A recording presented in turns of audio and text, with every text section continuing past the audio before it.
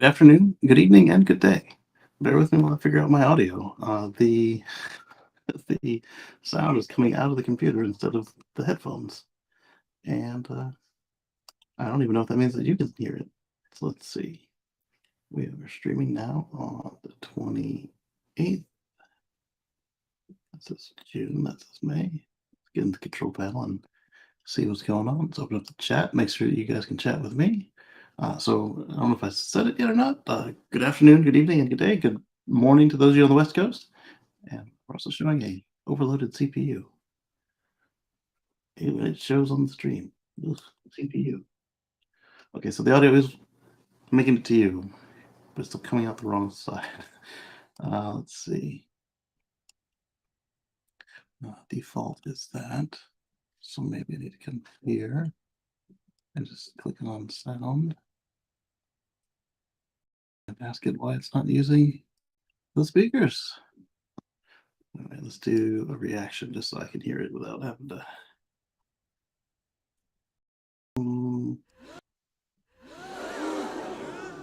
The earphones, as it should.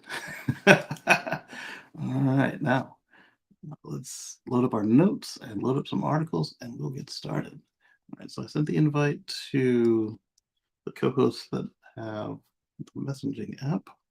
I didn't email anyone. How's everyone doing today? It's getting ready for Remembrance Day or Memorial Day, depending on where you live. And I need email to be up here. Where was this? New message.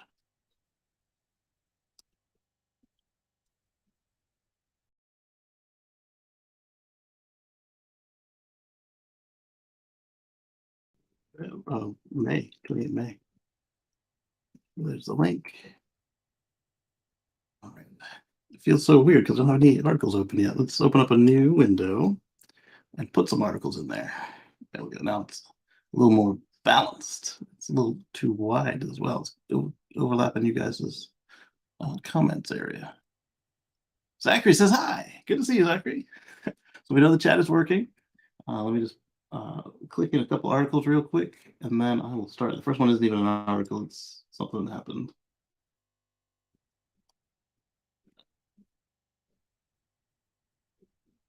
Pair of articles. Or a triplex? No, it's a pair. All right, so first up, I just got the FSD beta 11.4.2 last night, and we were going to go to the grocery store with it and see how it did, but it took longer than the 15 minutes to install that it said it was going to install, and that left us like 5 or 10 minutes before the store closed. So instead, I got fast food breakfast, and it was a typical mixed bag with these updates. This is the first one for most of us FSD beta testers from the 2023 year as far as the base software. Previously, everything had been from 2022. My last one was 2022.45. Whatever for 11.3.6 FSD beta. And as I said, it was a mixed bag as far as the FSD goes, but the Sentry Viewer works now again, like in a reasonable amount of time. It's still slow as heck, but it works on a legacy car again. And the YouTube, that's all the only thing I had a chance to try before the food was ready. The YouTube app is also working again.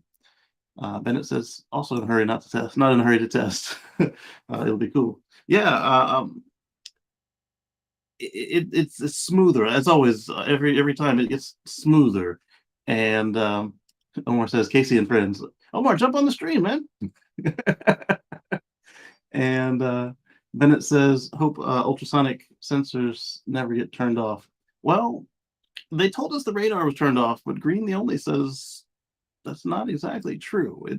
It seems like it's doing exactly what I thought Uber should have done before that lady got killed. Take the sensor out, but keep it on and doing its thing and recording it, and I'm sure they probably still use it for emergency braking if it's clear, but I can't say that for sure. But that just seems to make the most sense if they got it powered on and they're still recording what it sees, but they're not putting it into the decision making matrix, which is fair, especially if the majority of your cars won't have one by the time, because they're exponentially growing. I don't know why this CPU notice is up. Let me pull up this and see if anything's overloading the computer. That's network. Let's do CPU. Well, the CPU is not overloaded. Let's minimize this and go back to you guys. Something's running the fan. If I can hear the fan in my earphones, but thankfully it's placed in the center. You guys cannot. Um, yeah. So the the base software is nice. I like it, and the FSD software, as we've seen with every update, is kind of a mixed bag. Two steps forward, one step back. Uh, there's a fake chicane at the front of my neighborhood, and 11.3.6 would follow it on the correct side of the road pretty faithfully, unless there was something in the way, like say a broken down van or children walking or some reason why it decides it's going to go wide. But this morning on the way out and on the way back in, it decided it was just going to go straight because there's no oncoming traffic. So rather than faking the chicane, it's like, yeah, straight is good enough, which is technically true, but it's not enough that it's following convention. Um, this is another one of those builds where you can't trust your lunch on the passenger seat next to you, um, because what will happen is inevitably it will randomly slam on the brakes or yank the wheel in such a way that your lunch will be upset, either down on the floorboard or uh, up against the console or in the doorway. So fair warning. I've learned not to trust it. I actually put the breakfast on the floorboard in advance.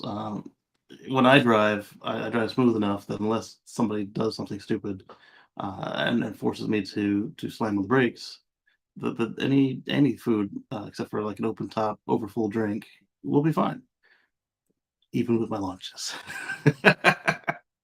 But FSD is not the same. There's a railroad track where you got to go up it, come down, and turn, and it's fine going out, but coming back to my house, it's at 11.3.6. Both of them would get confused after cresting the hill and having to make the turn. They would both slam on the brakes coming down the hill, which is not a very long hill. It's like literally railroad tracks, way to beat, make a turn. And then so I found myself regularly having to hit the lightning pedal to cancel out a panic brake maneuver if there's somebody behind you, and it's still uncomfortable even if there's nobody behind you. The way that it wants to just abruptly stop before making the turn, and that's still there. I haven't taken it on the freeway yet to see if that darn thing still refuses to merge like a normal entity and wants to use the whole merge lane, which is annoying because in states where they don't sweep, like this one, they don't street sweep. They barely paint, if they paint. Um, if you use the whole merge lane and nobody else does, there's debris at the end of the merge lane: nails, screws, plywood, car parts, who knows what else. And you don't want it to use the whole merge lane if nobody else does. That means that it's not really necessary. Um, the other thing that it does there that I haven't tried out, using the whole merge lane, it still refuses to signal in a reasonable amount of time. Like it starts slowing down before it turns to turn signal on. That's something that when I'm road raging, you mainly just looking at somebody do something stupid and cursing their every existence. Like people who slow down before signaling, they annoy the ever living daylights out of me. And the car does this. So sometimes if there's somebody behind me, I will turn the signal on so they can see what I'm doing, assuming that it's not near enough to another lane or turn, like another entrance or driveway or street where it might try to actually take that one that I've signaled for. Um, I'll turn on the signal so that the person behind me has ample time to slow down before the car slows down, gets close to where it's going, and then turns the signal on. But the problem with that is if you do that, then the car will leave the signal on, and then further furthermore, if it's got the signal still on from making the turn, and there's something it can turn to, like a lane change or an entrance to a business or another turn, it may make that turn, which is not what you wanted to do. So what Tesla needs to do is, if they're going to slow down, turn the signal on. Just turn the signal on. If you are thinking about turning, turn the signal on. It's not hard. These may be replacing BMWs, but they don't have to earn the reputation of a BMW with turn signal. Eddie says all this AI driving is still a big puzzle to me. I just don't know if we're really ready for it all. I would say it's not worth $15,000 today.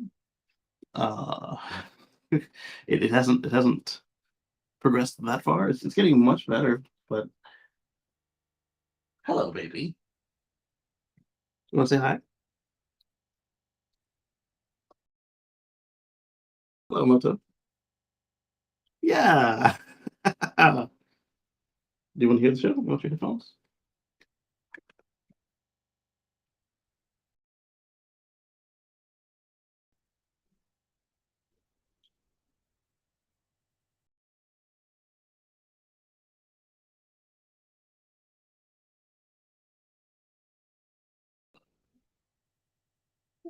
Yeah. You hear it? Yeah. Oh, you read enough? Okay. But yes, I wouldn't say it's worth $15,000 yet. I can see it getting there, but right now I would say, and I continue to say this, that every time they raise the price, it's finally close to what they were charging last time. So now it's almost worth 8,000 or $7,500, almost, but not quite. I'm also wondering if they're going to keep doubling it every time because it was 7,500. I don't think there was much of a step in between 7,500 and 15. Are they just doubling it each time? Zach says he loves seeing the baby. Yes. Omar says 15,000 for FSD is only worth it if you're keeping the car for a long time and they solve actual full self driving.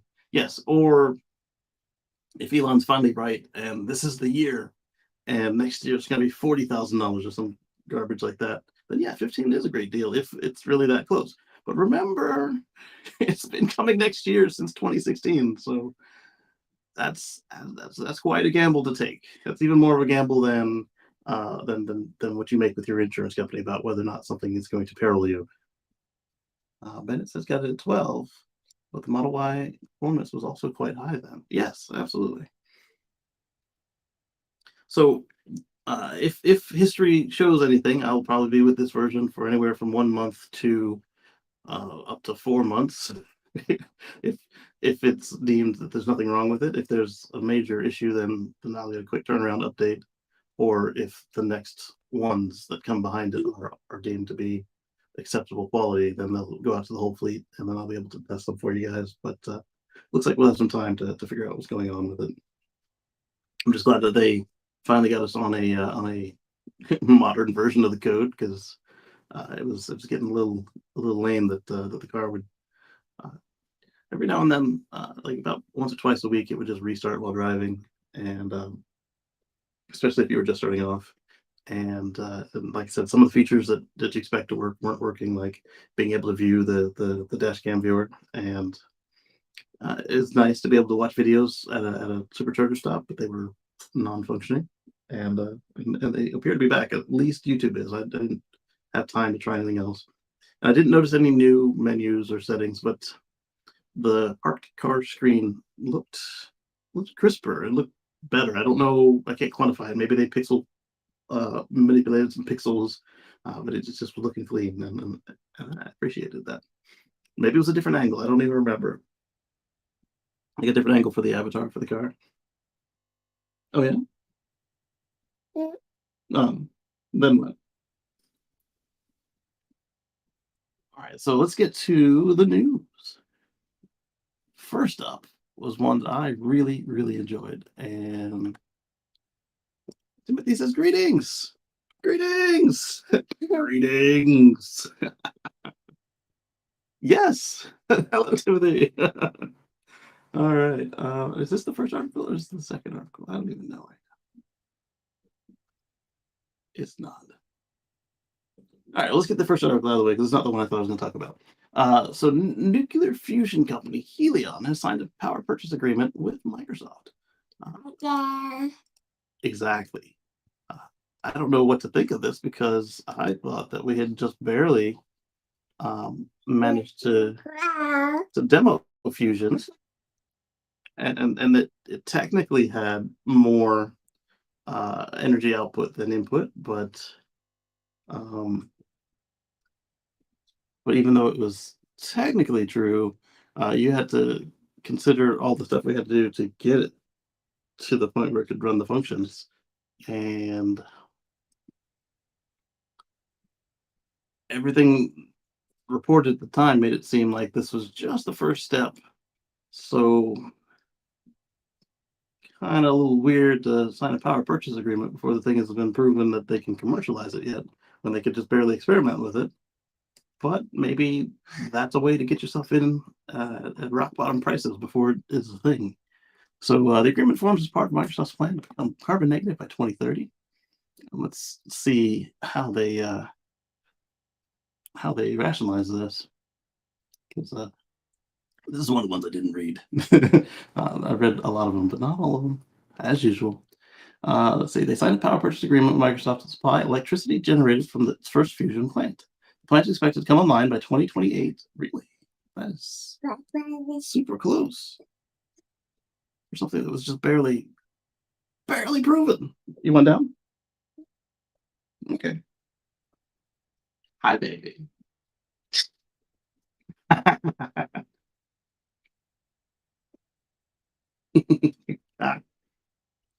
yeah. Look at that smile. Right.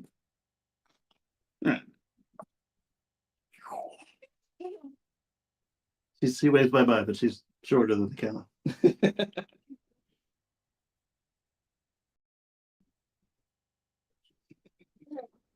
Have fun, baby. You want to pick up that French toast you dropped? That French toast on the floor that you dropped. You want to pick it up? Yeah, the food. No? Yes? Yeah, right there. Okay, fine. She says no. See ya. So where were we? So this is going to happen in 5 years. Oh, that's it. Collaboration represents a significant milestone. Grateful for the support.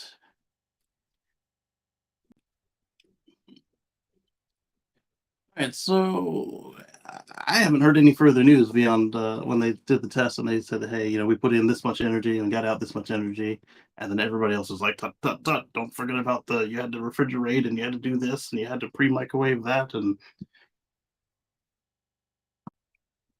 I guess this will probably be one of those cases like where somebody's running on Elon time, and what we'll find is that it's supposed to be open by 2028 and it doesn't open until like 2032, assuming that all of this is on a straight path. But the unknown unknowns are what will likely get you on something like this.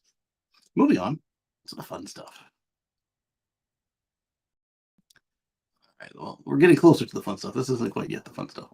So, The Verge is reporting that Ford CEO Jim Farley was saying that, they phrased it, an auto CEO came very close to saying the right thing about heavy EV batteries. I thought it was a weird thing to say until we found out about the next thing we're going to talk about here, because the reason we have big, heavy EV batteries is for more range, more power, and more better, right? Except that it uses more resources. It is more damaging to the roads. It's more expensive. There's a lot of reasons why you would not want a large EV battery, but when the consumers do the calculus, they would much rather not spend as much time charging or et cetera, et cetera, et cetera. So all of these companies had decided they would just do large batteries, except for, you know what? I'm going to move a story up. Except for the Hummer, which has a double battery. Everybody else just did a larger than reasonable, but still not outrageously sized battery. I'm looking for the Hummer story before I forget.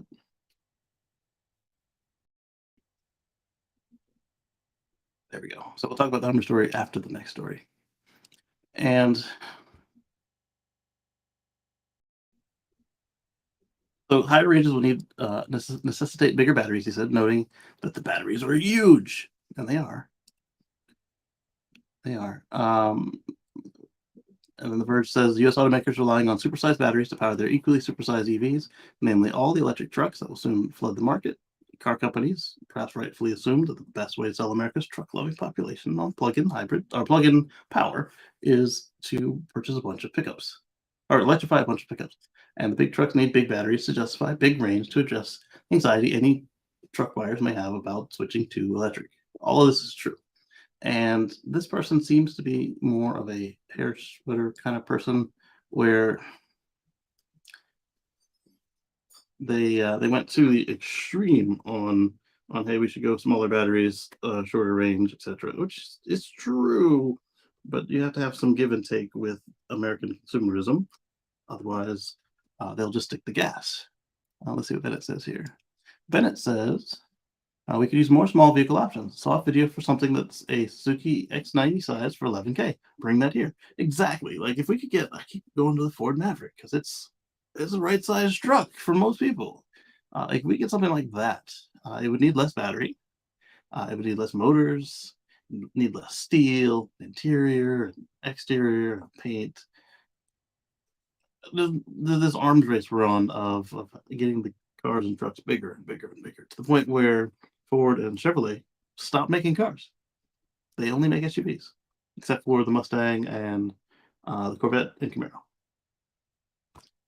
Uh, it's like, come on now, and you know why they're making those? It's because they're profit kings. So anyway, they pointed out that the R1T and R1S run on batteries as large as 135 kilowatt hours, and they touched on the Hummer's 212 kilowatt hour being heavier than a Honda Civic. Chevy just announced a higher range estimate than on its forthcoming Silverado EV, a total of 450 miles with single charge.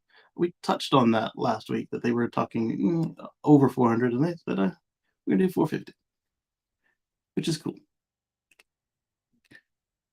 Let's see, and then they point out the Cybertruck is supposed to have 500 miles, and the Ram REV is going to have a 229 kilowatt hour battery. That's even bigger than the Hummer. Hopefully, they package it well. That's a massive battery. Are they going for 500 miles with towing, or is it just that inefficient?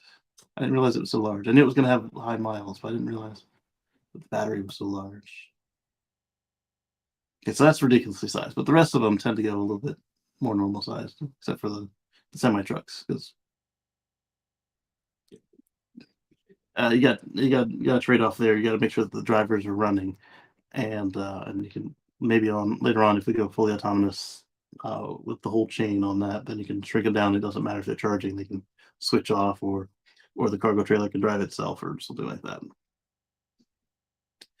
And they point out, just like I was talking about the arms race, heavier vehicles are deadlier too. When a pedestrian or cyclist is struck by a vehicle the size and weight of a Ram 1500 Rev or Hummer EV, they are more likely to die than when they are struck by a Toyota Corolla. A lot of that has to do with the outsized dimensions of these trucks. Yeah, because the grill is to here, and box here, well, not here on me because I'm taller, but square to my chest. They are ridiculously tall. And then, yes, over my head for when somebody jungle flies them, as my wife calls them. She calls them jungle trucks. I call them pavement princesses. But anyway, boxier front ends and taller hoods are more likely to strike someone in the head or upper torso, my upper torso, than a sedan, which is more likely to hit a person in their legs. That sausage test I always show you guys in the crash test. It looks like it's a human simulate, but it looks like a bag of sausage being flung at the hood. And so I call it that. But then there's weight.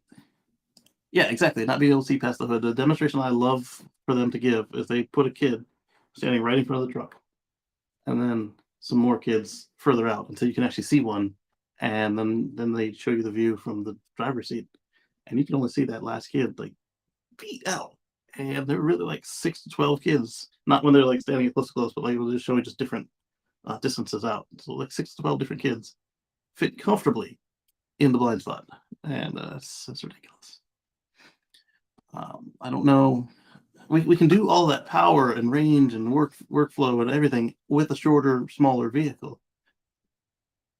The only thing that we might need bigger is battery pack to keep the range up. But um, if the vehicle were shorter and more aerodynamic, we could be more fuel efficient as well.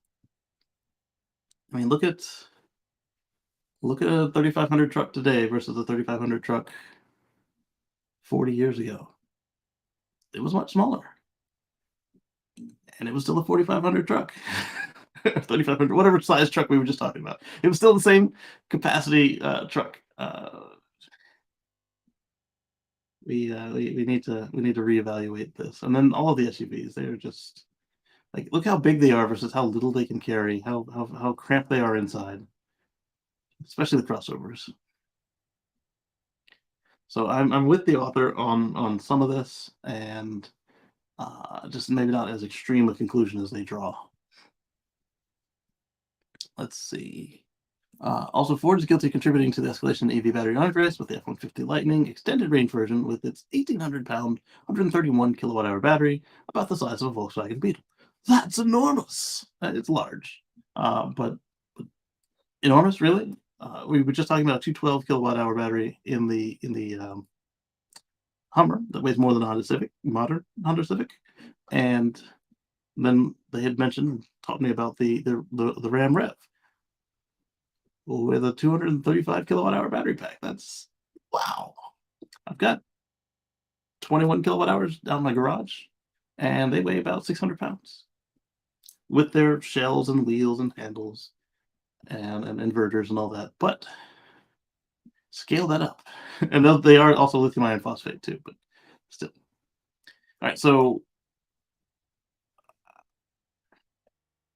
the next time that Ford hit my feed,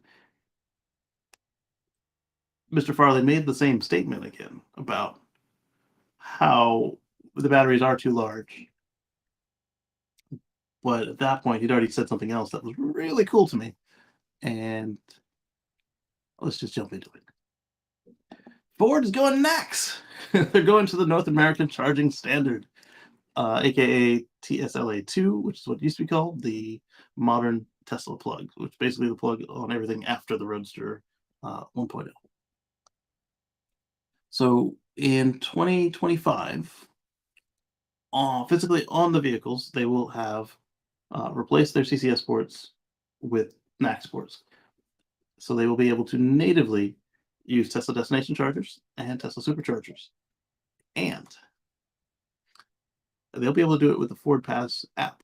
So the same app they have today that lets them use ChargePoint, Electrify America, et cetera, they have integrated with Tesla to do supercharging and paid destination charging, where destination charging is not already either free or just included with whatever purchase or stay you're already doing. There are a handful of Gen 3 wall connectors that will charge you. And for those, the Ford Pass is now set up to handle that, rather than you have to open the Tesla app and deal with that. Which, depending on how this transactions take place, like if Tesla is just getting chunks of money from Ford every quarter, that might be nice, versus having to process all these little $15, $20, $10 transactions. But now that there's charging everywhere and you're not having the charging anxiety and having to figure out how I'm charging, then Mr. Farley can again reiterate, we don't need as big of a battery pack as before. And what does that mean if you don't have as big a battery pack? Your vehicle is more fuel efficient. Your vehicle costs less. Your vehicle weighs less. I think that he might have been hinting at something last week when he made that statement, and then we got this announcement. It was announced on Twitter Spaces. It was Jim Farley and Elon Musk, and it went a lot smoother than Elon Musk and a Florida politician. There were no hiccups. We didn't lose over 90% of the audience. Um, it did quickly get into questions that neither company was ready to answer yet, but it started out all right as far as the questioning. And so not just are they putting the port on the vehicle in 2025, existing vehicles are going to get an adapter. Now, there have been a couple of different statements that were made as far as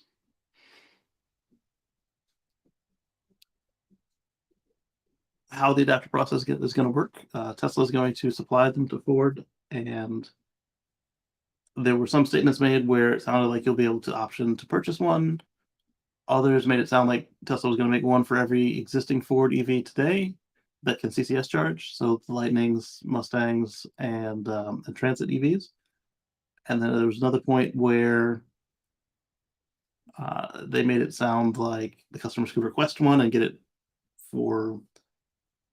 They didn't name a price, but it was implied that it was either free or paid, depending on which interview you were listening to. So this part will be a mess, but it's better to do this now while there are fewer Ford EVs on the road, because just like Tesla, they're getting exponential growth, and this gives them a lot more flexibility because now they have their existing 15,000, 16,000 charging points, and they're going to add 12,000 superchargers as of today. Somebody said, why did they say 12,000 superchargers and not all superchargers? There are two things that go into that. They only cover V3 superchargers and up, so V3 and V4. And by not saying every supercharger, that allows Tesla to kind of hold back on the most congested stations. So those of you out in California are worried about, oh my goodness, it's already hard enough fighting Teslas for a spot in line. What am I going to do when an F-150 Lightning shows up and needs 3 spaces, one for the physical space, and then 2 because he's on the wrong side of the vehicle with his charge handle? I'm assuming that Tesla's either going to exclude those, or by the time that this program is in place, the network will have continued to expand because they are, on average, building one new supercharger site every 12 hours. That's incredible. Bennett says, I'm excited about that. Hope they move the charge port too. So this is what I'm, well, for the new ones, the ones that are native, yeah, they better move the charge port or they'd be foolish. But what I'm hoping that we'll see on the existing vehicles is that the adapter that Tesla makes for Ford will look something like the CCS adapter. Not as bulky, but like just give them that little extra foot of cable.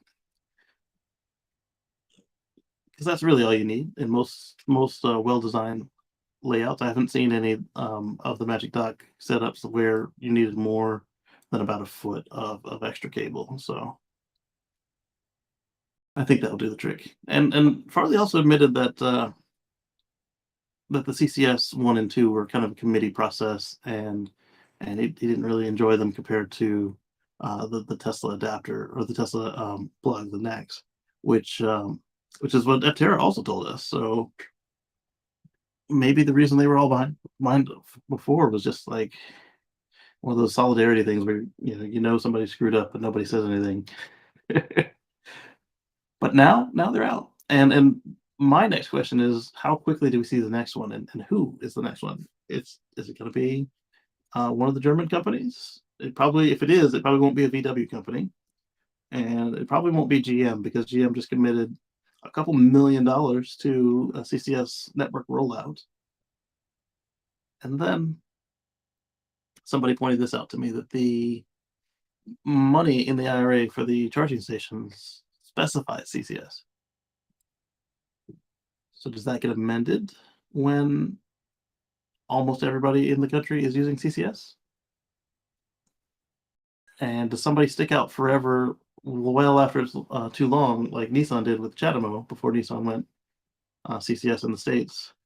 Well, North America, or everywhere outside Japan, I should say, depending on which version of CCS we're talking. And with that, I'm saying, the Aria uses CCS, whatever local version of CCS you use, whereas the Leaf will buy is still just either Type 2 or 1772 and Shadow. Even today, it's still a Shadow car. They didn't bother updating it. Like, and I keep saying that that car's a skin job. They literally, it looks a lot better than it used to, but it's bigger batteries, slightly updated electronics, but it's still the same car. Don't at me, bro. All right, so let's get back further into this. All right, so this is the forward press release here. So this is going to be US and Canada. Again, like you'll use your Ford Pass app. In addition to the over 10,000 DC fast chargers that are already in the Blue Oval Charge network, this will give Ford EV customers unprecedented access to fast charging. Speaking of,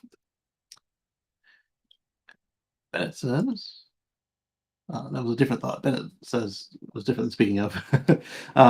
Making larger CCS adapter backwards compatible with J1772 made for a huge plug. It sure did. And you see, they didn't make that same mistake with the MCS, the megawatt charging standard for large trucks, boats, etc. That is a DC only plug. There's no AC provision in it. And then MCS3 is actually pretty nice. It's very Tesla-like. MCS2 that Tesla's using on Tesla semis better, not better than 3, but better than what they were, better than CCS, but it's not. It doesn't have provision for AC, and it still could be better. And then there's the legal issues with the blades, like somebody's claimed patent on the blades. All right, so on a related note, I managed to go and make a video testing. Well, shoot a video. I didn't make the video yet. I shot the video. Testing the CHAdeMO adapter and CCS adapter on my Legacy Model X at an Electrify America station. Why did I do Electrify America? Because it was the only one in town that was online, that wasn't a slog to get to, that had both CHAdeMO and CCS there. So I did a CCS2 350, and CCS1 350. Whew, that would be quite a trick to get a CCS2 350 in North America on my car. But no, I did a CCS1 350, and I did CHAdeMO 50. And let's just say, amazingly, my CHAdeMO was the fastest CHAdeMO session I ever had at 40 kilowatts. Typically, I'd see between 35 and 38 kilowatts on my CHAdeMO adapter. And why did I use both?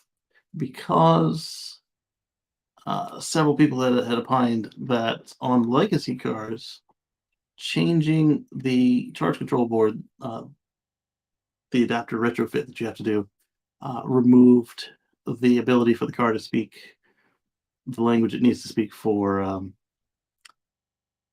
CHAdeMO, CAN bus.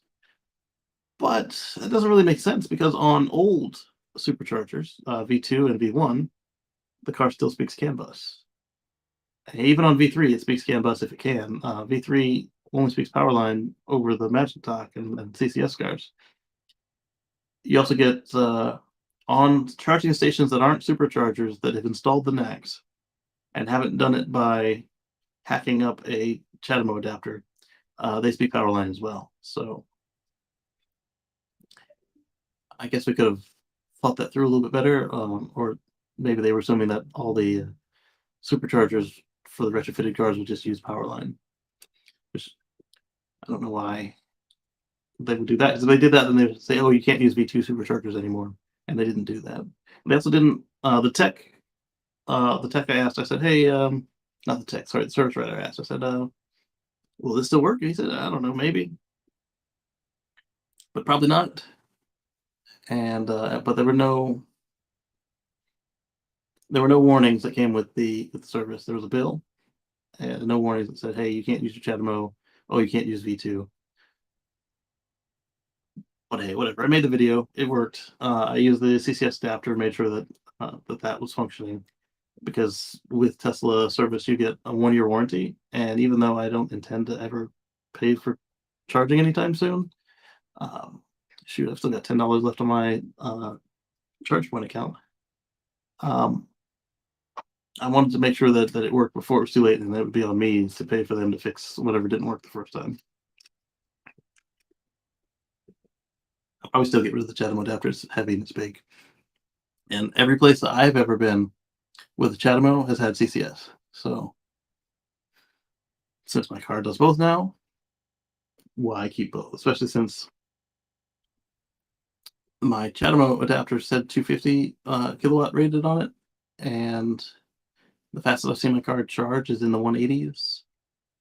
And the slowest CCS install I've seen personally has been 50 kilowatts, even though I understand that they can do as low as 25 kilowatts. I haven't seen any of those yet, so uh, I don't think I need two adapters that do the same thing unless I'm going to get to a site that I might regret this the minute I get rid of it. I get to a site that's in between superchargers, so I can't reach the supercharger, and it's only got two ports, one CCS, one CHAdeMO, and the CCS is either occupied or broken, and then the CHAdeMO is just sitting there waiting for a Nissan Leaf to show up. I'm like, man, should get the CHAdeMO adapter. We'll see what happens with it. But that's just kind of luck I have sometimes. All right, so back to Ford. So they'll be able to use the 12,000 superchargers that exist today, and then some. We spent the last 10 years building an industry-leading charging network that enables freedom to travel and provides charging confidence for our Tesla owners. We're excited to deliver on our mission to accelerate the world's transition to sustainable energy. As Patrick would say, bringing about a future free from fossil fuels, or as I would say, electrifying all the things. Um,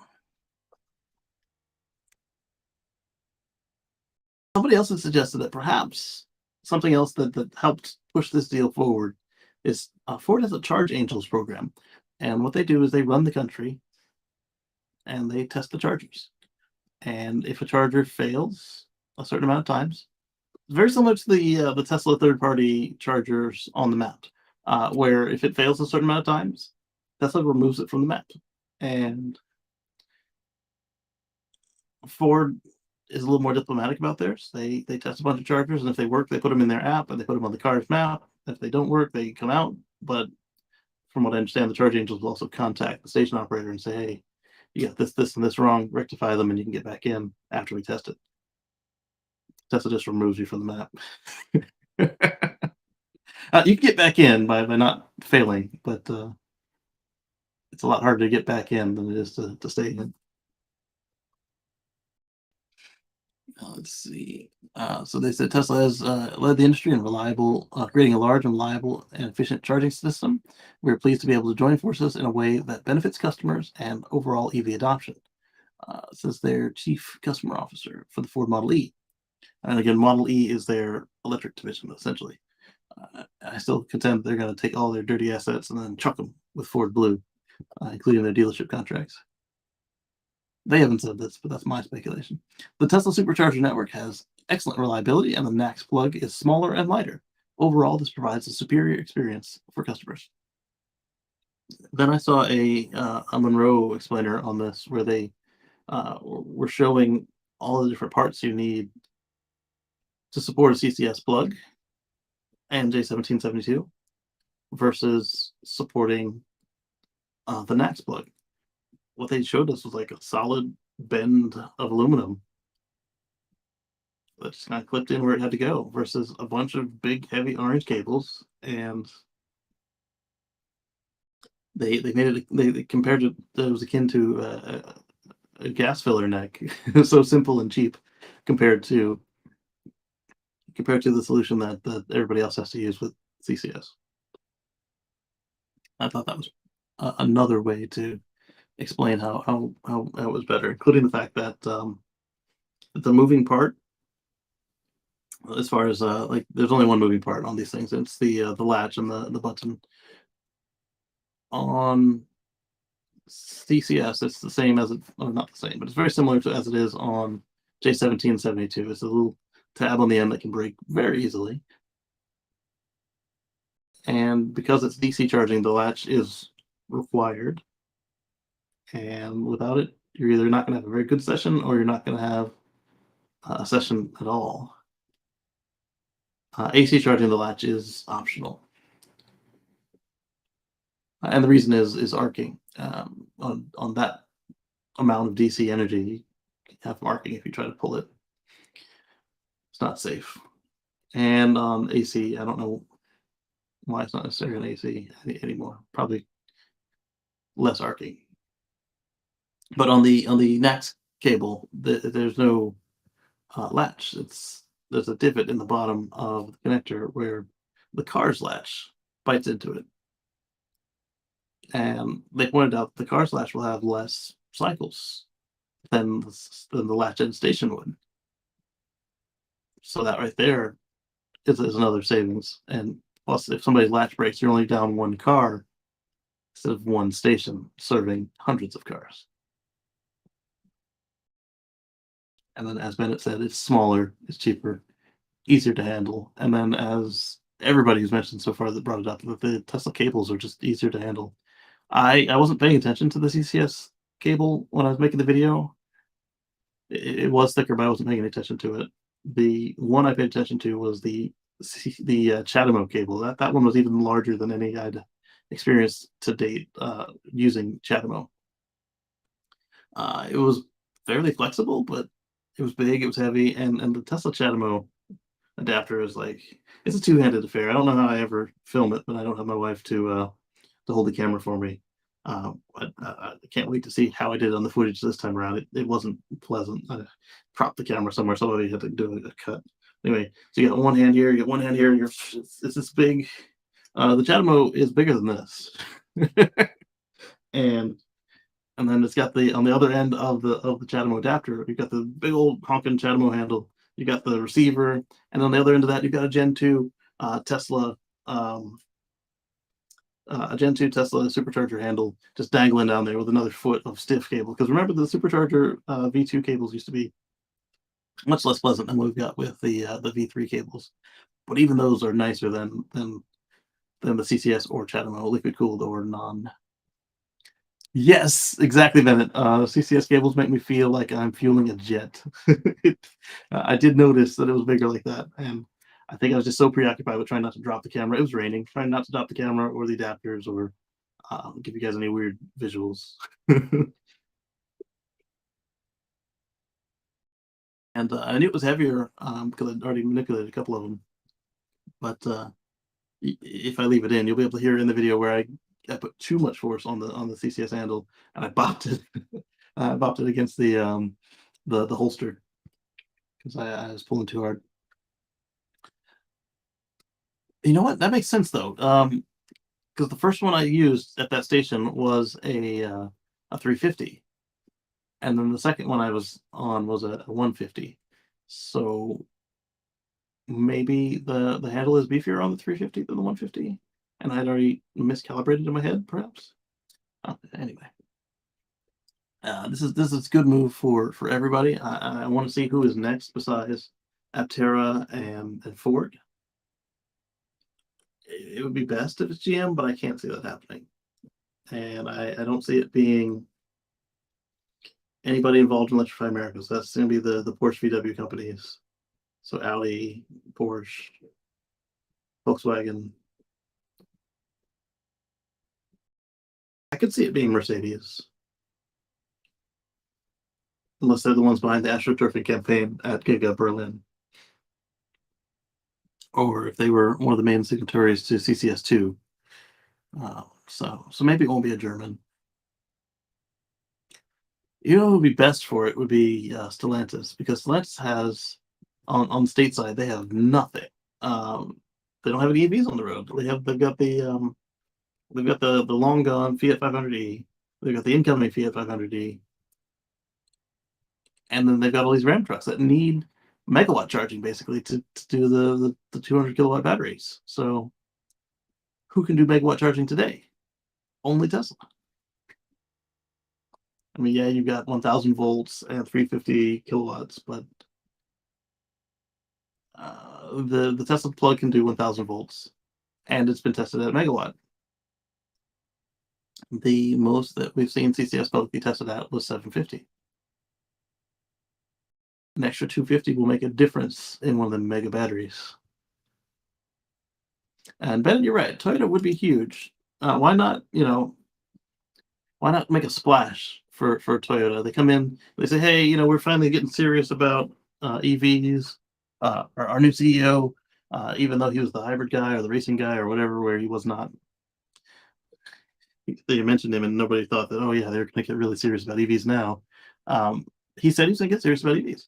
So what better way to prove that now? Make something better than the BZ4X and the Lexus, more expensive but worse, and the Subaru Solterra. They come up with a real compelling EV, and they say, "Oh, by the way, it's got the NACS on it. You can use 16,000 plus Tesla supercharger stations, and anybody else who has an adapter is included right here.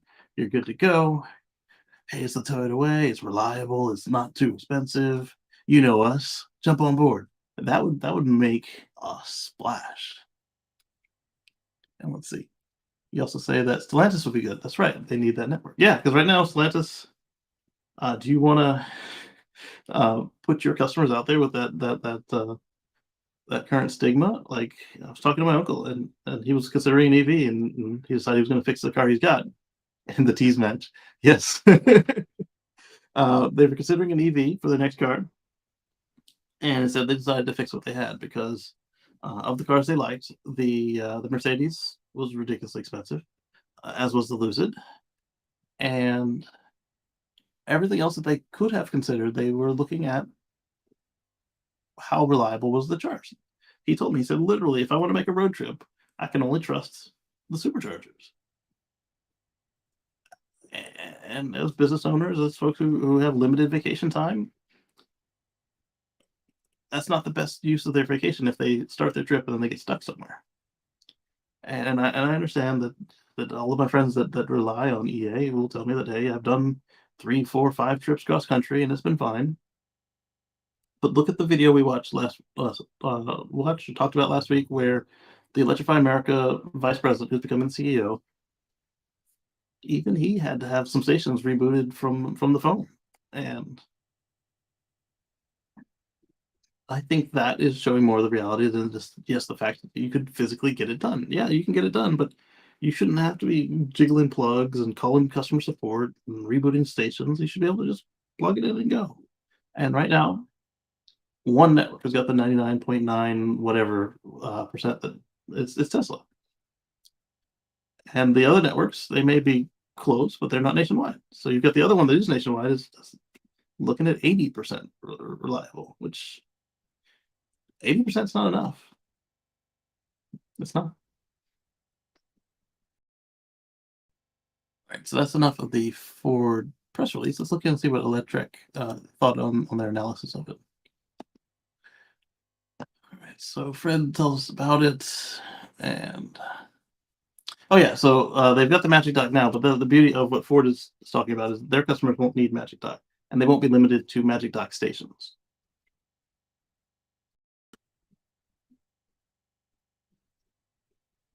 That to be limited to V3. And 2025, remember that Ford is a traditional automaker, so they say 2025. What they're likely talking about is model year 2025. So that means by the end of next year, we'll probably start seeing these things out there. And when I say the end of next year, maybe as early as June of next year, we'll start to see cars from Ford with a native CCS plug. And one of the other things that Monroe was pointing out in their analysis of this is that right now, all of the EVs out there that aren't Teslas have like a fuel filler door, and it's body colored. And fuel filler door assemblies are not typically painted on the line with the car, which means that you don't get the fuel savings, or the fuel savings, the cost savings of being able to paint them at scale with the car bodies. And they also pointed out that some of the suppliers charge a considerably higher amount for painting processes than they have in house for painting the whole car body. And then, except for the original Roadster, all of the Tesla plugs have been, and the initial Chinese Model S and Model X that were required to have the dual ports. they also had a fuel filler door assembly in the body because the original Model S and X didn't have space in their charging area to fit 2 ports. So they made a fuel filler door and it popped out and it was motorized and you could plug in the GBT or the Type 2.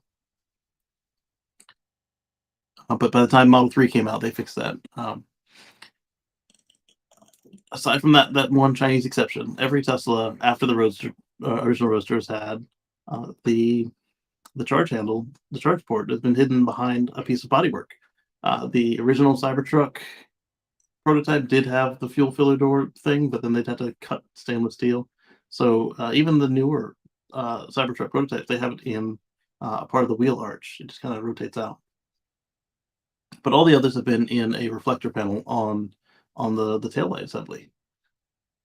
So on the Model S, originally it was just this flap, spring-loaded flap that was held on with a magnet, electromagnet, and it would just pop open whenever they cut the circuit. It would just pop open, and then later on it became motorized.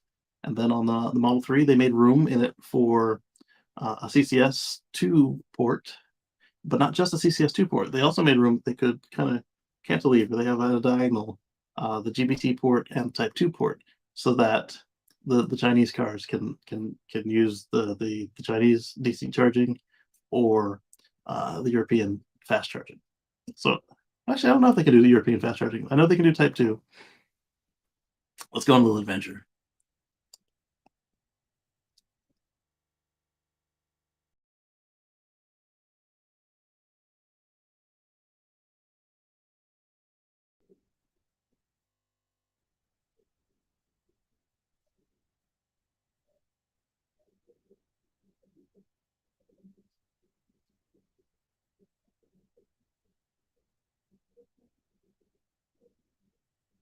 Okay, so no, they are not. Uh,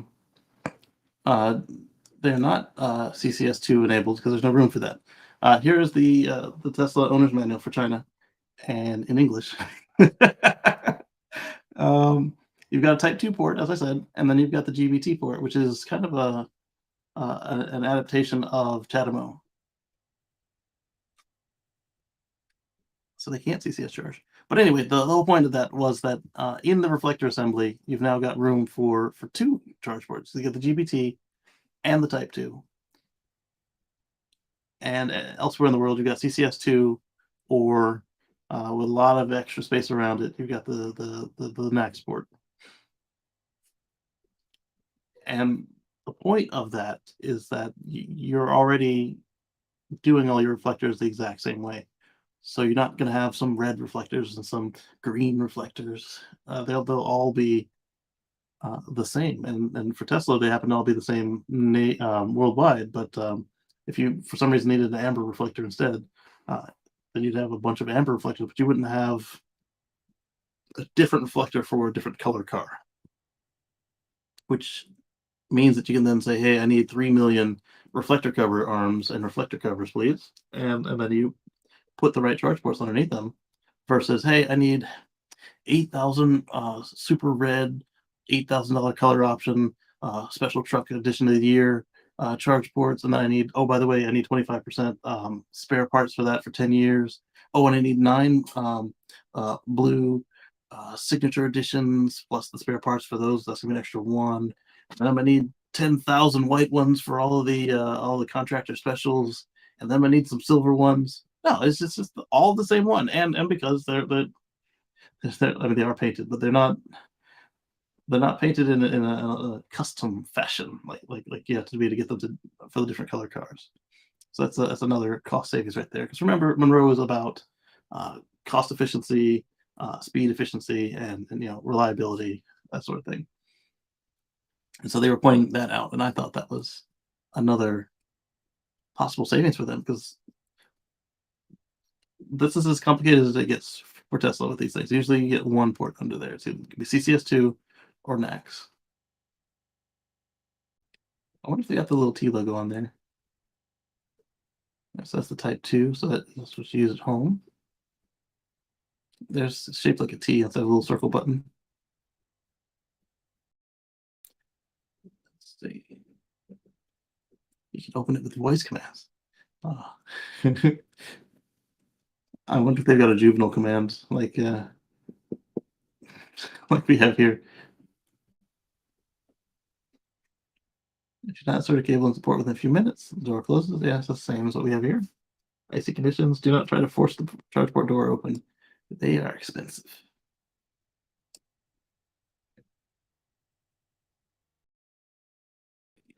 Use touchscreen. I'm just basically wondering if they have any other caveats that we have, since they've got two connectors under there.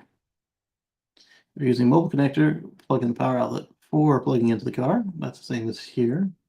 I mean, you can get away with not doing it the other way, but you really should plug in the wall first. Engage the latch. It shifts into park. Yeah. Right from all three is plugged in but not actively charging. It draws energy from the wall outlet instead of using energy stored in the battery. I do like that about most EVs. Some of them don't do that. They'll use the battery and then recharge it in spurts.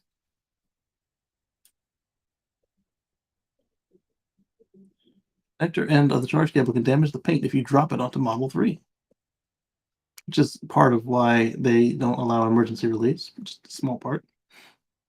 I think we can get around, especially now that Ford's getting in. And I think before Ford actually implements their connector on the car, will be the perfect opportunity for us to introduce uh, emergency release provisions. All right, so they got the colors. Is it still a T though? Or is it like the S and X where it's like around the ring? It probably isn't because they got two charge ports.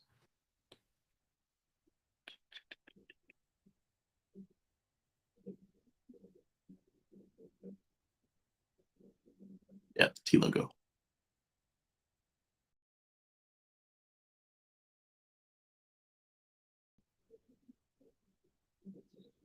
I never supplied liquid at high velocity. Example, a pressure washer towards the charge port while charging.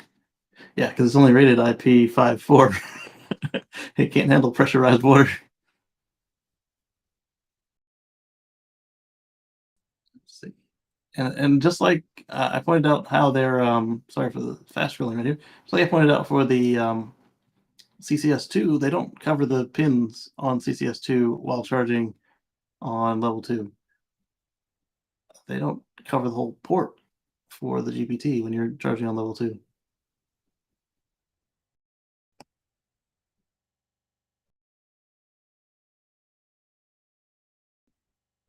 You can get plugged in when not in use. So like literally they have no concerns about dust and debris getting in there. Short setting. Supercharger fees and idle fees. I'll use DC fast charging when necessary. Avoid letting battery get low. All-wheel drive vehicles keep the charge limit of the battery to under 90% for daily use. If you need 100% or of your battery for long distance, increase limit for trip as needed. I think the reason they're saying all-wheel drive is because none of the all-wheel drive vehicles are LFPs over there. I made a video on this for manually releasing the charge cable. Do not pull the release cable while simultaneously attempting to remove the charge cable from the port. Always pull the release cable before attempting to remove. So not at the same time. You'll lock it in there. Oh, or could result in electric shock. That's more important right there. Use release cable only in situations where you cannot release the cable using the usual methods. Continuous use can damage the release cable or charging equipment. Do not perform this procedure when your vehicle is charging or any orange high voltage conductors are exposed. I was looking for something about not trying to use both ports at the same time, but they don't have that. I didn't see it anywhere. Let me do Control F for the word one.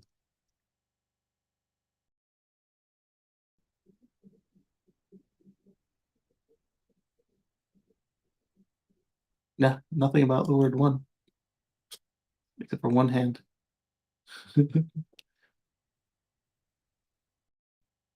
I'm guessing they're assuming that nobody would install a level 2 where a level a DC charge can reach. Anyway, back to what we were talking about.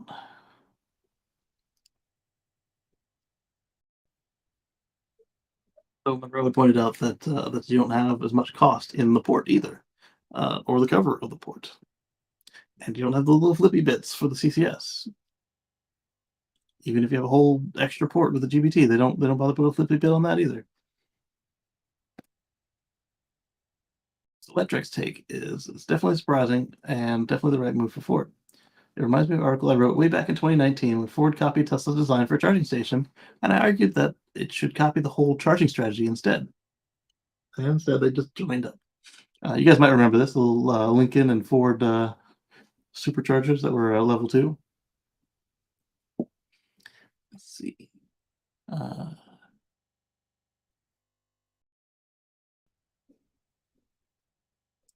so their top comment was great news, maybe? Question mark. Having two competing charging standards is toxic for EVs in North America. Like the rest of the world has already done, North America needs to pick one standard and run with it. Yeah, but as Farley and Musk were saying during their interview, CCS2 wasn't necessarily the best option. And as Musk was opining and lamenting, uh, they didn't have a choice, even on completely private networks. They didn't have a choice to not have um, CCS, and they couldn't put a second port either, like they do in China. There was literally no option for just putting CCS2 and the Tesla port. You couldn't do it. And at the same time, I don't know, it would have been the Tesla port because Type 2 does support three phase, and the Tesla port does not, the NAX port does not support three phase as it is. It doesn't support three phase.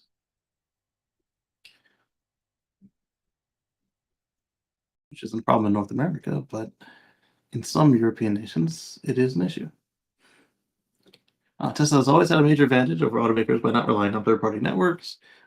This is a win-win for Ford and Tesla. Ford's electric vehicles are now much more attractive because they'll be easier to use on supercharger network. And for Tesla, will turn its supercharger network into a bigger business. Now, the big question is, will others follow Ford and integrate the NACS connector? I think they will. As I said, the question is, who is next and when is next, not is it going to happen? It's possible that none of them do, but you're looking at a Ford Lightning 2.0 or whatever their new model is going to be, and the Tesla Cybertruck, and the Ram, and the Chevrolet. If they're all priced the same, and you don't plan to stay local all the time,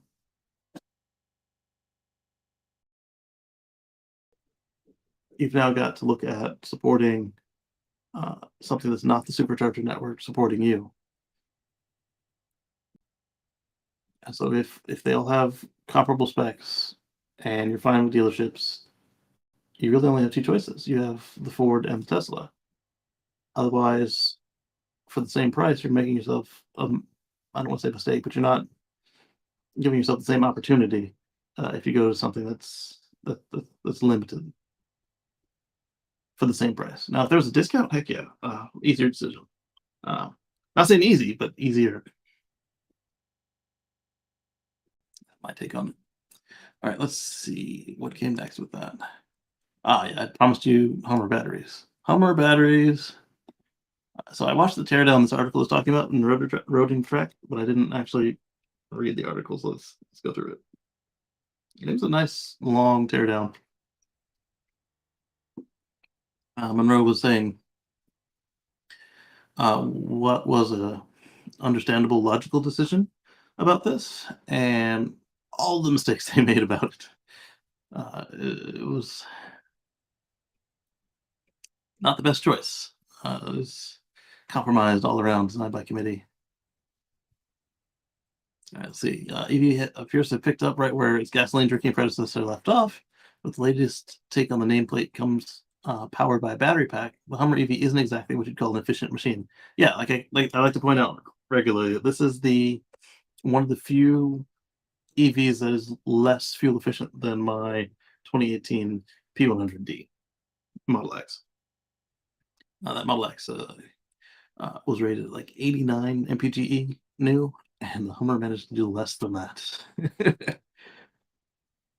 Whether you're talking about material usage or mpge, the Hummer falls behind most of its peers.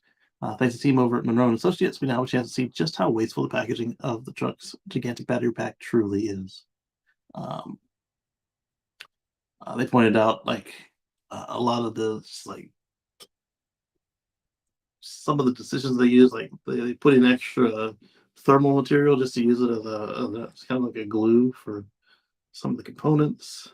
The cooling system is not efficient as it could be. It's got 6 contactors or 8 contactors. Basically, they're saying that the 2,800 pounds of battery um, probably didn't have to be 2,800 pounds of battery. And it's not that they were trying to hit the 6,000 pound Hummer tax credit either. The sections, I forget the number already now. But basically, it was for vehicles weighing over 6,000 pounds. They hit 9,000 pounds. So it's not like Tesla where they were stretching, like, oh, let's just get this there. Um, they like blew it out of the water. All right, so in the latest video, the engineers yanked the aforementioned battery pack out of the Hummer for full teardown. They were quick to point out the removal itself was not easy, made difficult by the mass of the pack, and it didn't take long to see the case, why that's the case. However, as the battery's cradle is made entirely from stamped steel, they point out everybody else has typically aluminum for theirs. More specifically, there are 139 individual stamped steel components held together by more than 3,500 laser projected and spot welded and spot welds. It's important to note that almost every other automaker has opted to build EV battery cradles out of aluminum in an effort to reduce mass.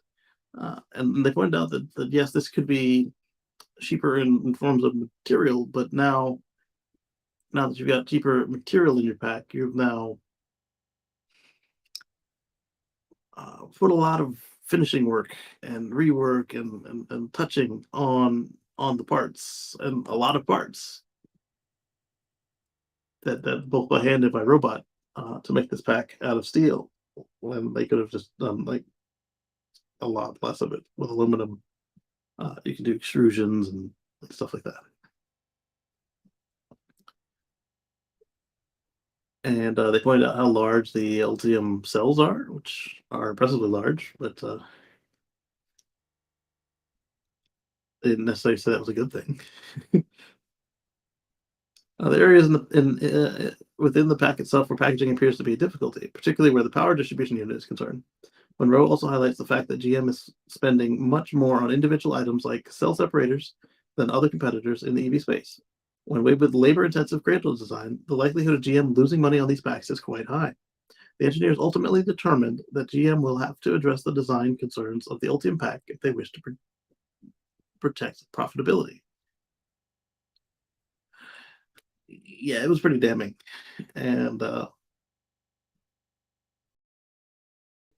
I was just shaking my head throughout all of it. And you can find that over on the Monroe Live channel, that whole teardown. And it was something else.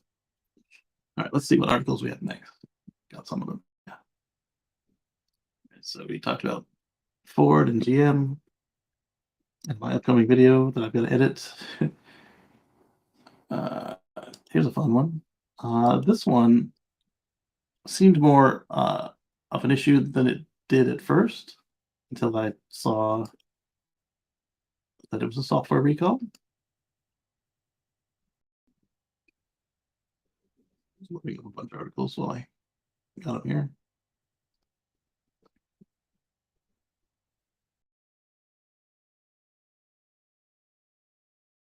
There we go. And go on before the computer gets mad at me. And it started with Chug.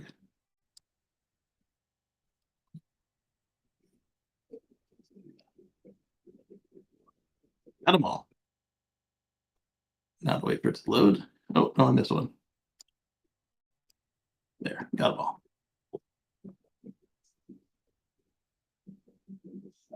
No, I didn't. It's like I got every other one. Ugh. Anyway. VinFast recalled the entire first batch of VF8 models sent to the US. So I was thinking that was a real recall. I mean, it is a real recall, but like Got to get them towed in, got to drive them in to the store, that sort of thing. It's a software recall. They call theirs the MHU, which is the same as what Tesla calls the MCU, and GM calls the DIC, and I don't know what Ford calls theirs anymore. Um, I think Toyota calls theirs the MMC. But either way, the screen and interface, it may not stay on. It may go blank. And so there's a software update to fix that. Question is this software recall a physical recall in that you have to drive the car in to get the update? And I would hope not. As a result, it may not show critical safety information, including the speedometer, warning lights, increase the risk of a crash. I've been tested, not aware of any field incidents in the U.S. On customer vehicles on vehicles in customer hands or in company fleet service. And yeah, there we go. That's why I said it the way I did. They had already called out. It was an OTA update available today, May 25th, to fix the glitch free of charge, and will notify owners in the mail starting May 29th. So all 999 of the VF8 SUVs shipped to the U.S. in November. 111 of them are in customer hands, 153 are fleet service, and 753 are still waiting to be delivered. So it's an OTA software recall. Not a big deal unless it's a matter of the cars actively being hacked, cars actively catching fire, crashing, etc., etc. Get it done quickly, and it was never a problem. It's the beauty of these OTAs. Check something real quick. I'm not feeling good.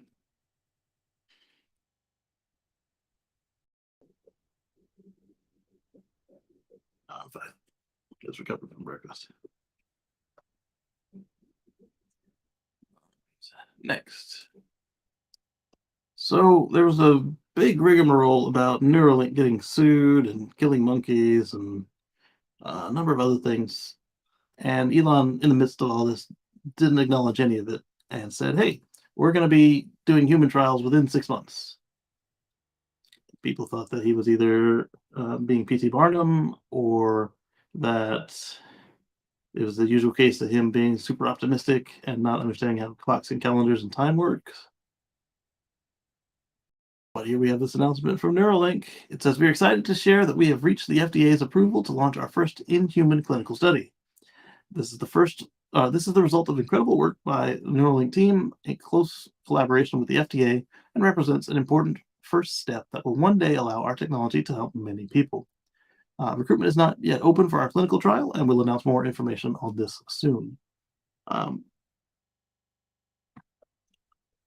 If they stick to what they were talking about, it seems like they'll be going for paraplegics first. So basically jumping the gap in a spinal injury and restoring the people's legs to them. I think that will be really cool. There are a lot of other things you can do with Neuralink if it gets approved, and I'm excited at the possibilities and cognizant of the problems, if it functions correctly, some of the problems that it can present to society. But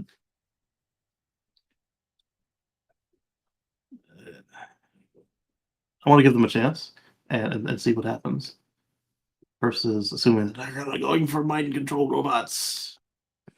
We'll see.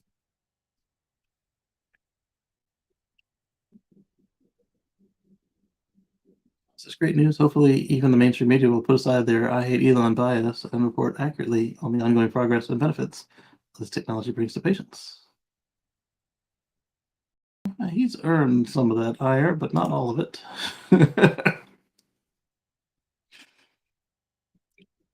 This is great news. I'm heading to my doctor tomorrow to get one in my brain. Ooh, sick burn. Stephen Mark Ryan says, amazing. My son had brain damage to a large part of his brain from a stroke during birth. Wow. He's 6 now, has lots of challenges with development, including his vision, using his right side, epilepsy. I'm hoping Neuralink can help with quality of life, even in a small way.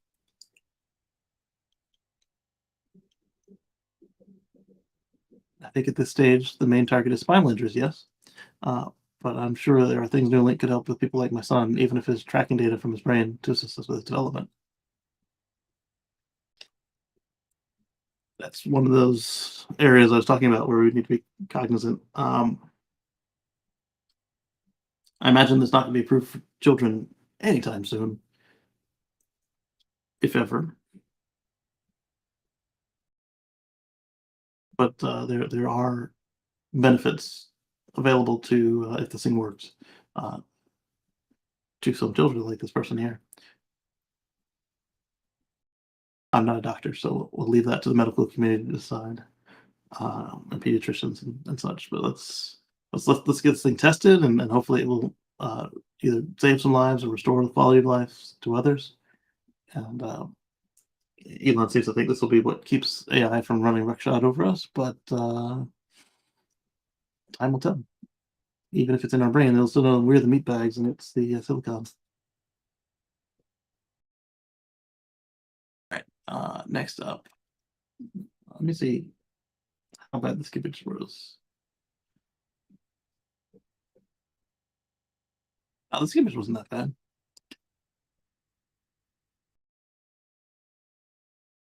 All right, so Inside EVs is reporting that Tesla heavily discounts new inventory Model 3 leases, starting at just $384.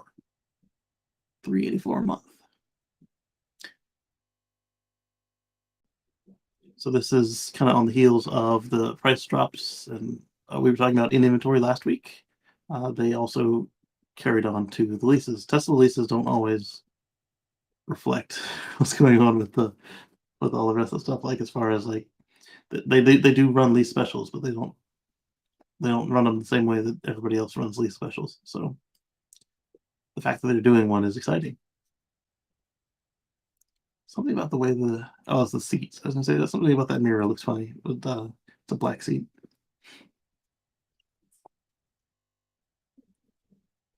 There we go.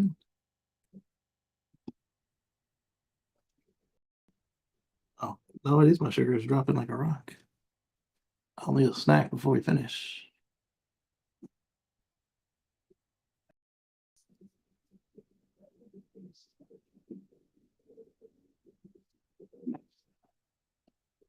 Is the Kia EV6 GT really worth $10,000 more than the Model Y? Probably not. But at the same time, maybe. What do you want? What do you want out of your car? And let's see what Motor Biscuit thinks. Would I ever do it? No, no.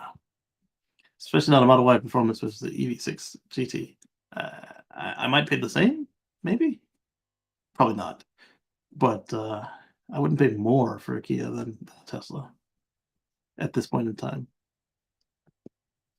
Unless it was a new Kia and a thoroughly trashed and used Tesla, personally.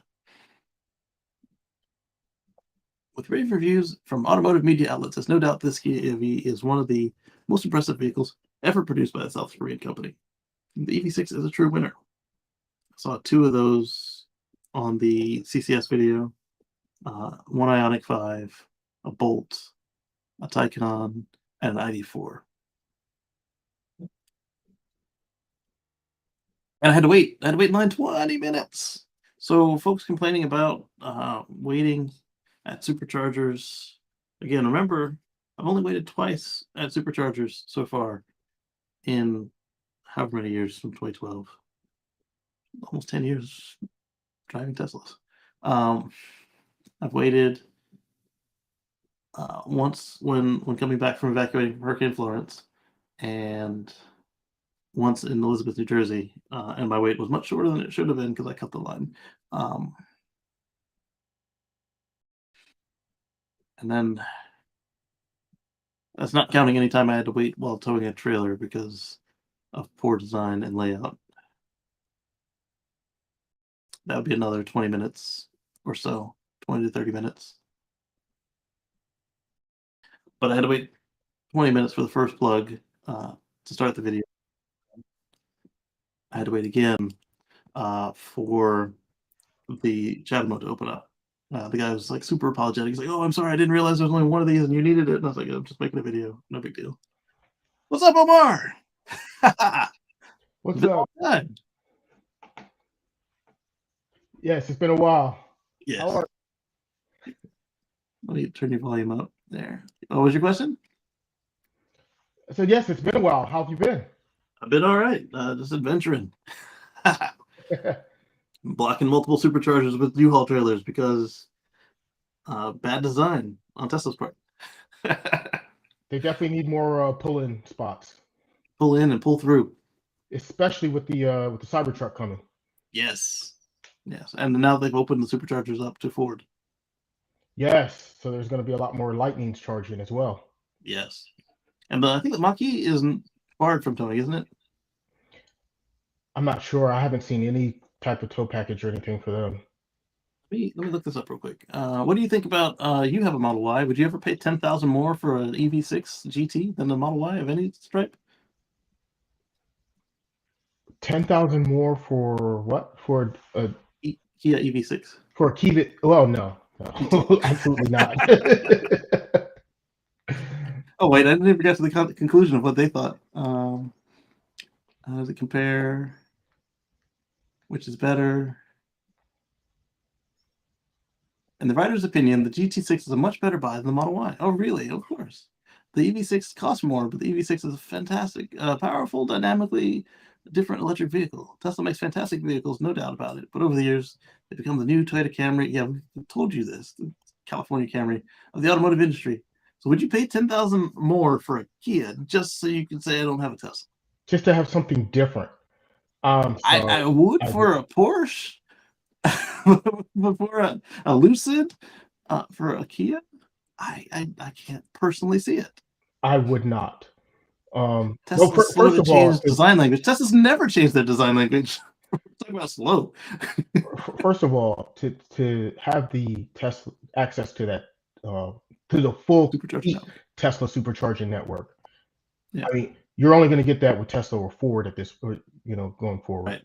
right. I think the other manufacturers really need to jump on board. I think a certain manufacturers may even not survive if they don't. Um, but it just doesn't make any sense to me. Why would you pay more to have less charging options? Exactly. So it says 1,000 kilograms, which means in Europe, like there's a lot of cars, like the Prius I had was not eligible to tow in the US, but it could tow in Europe.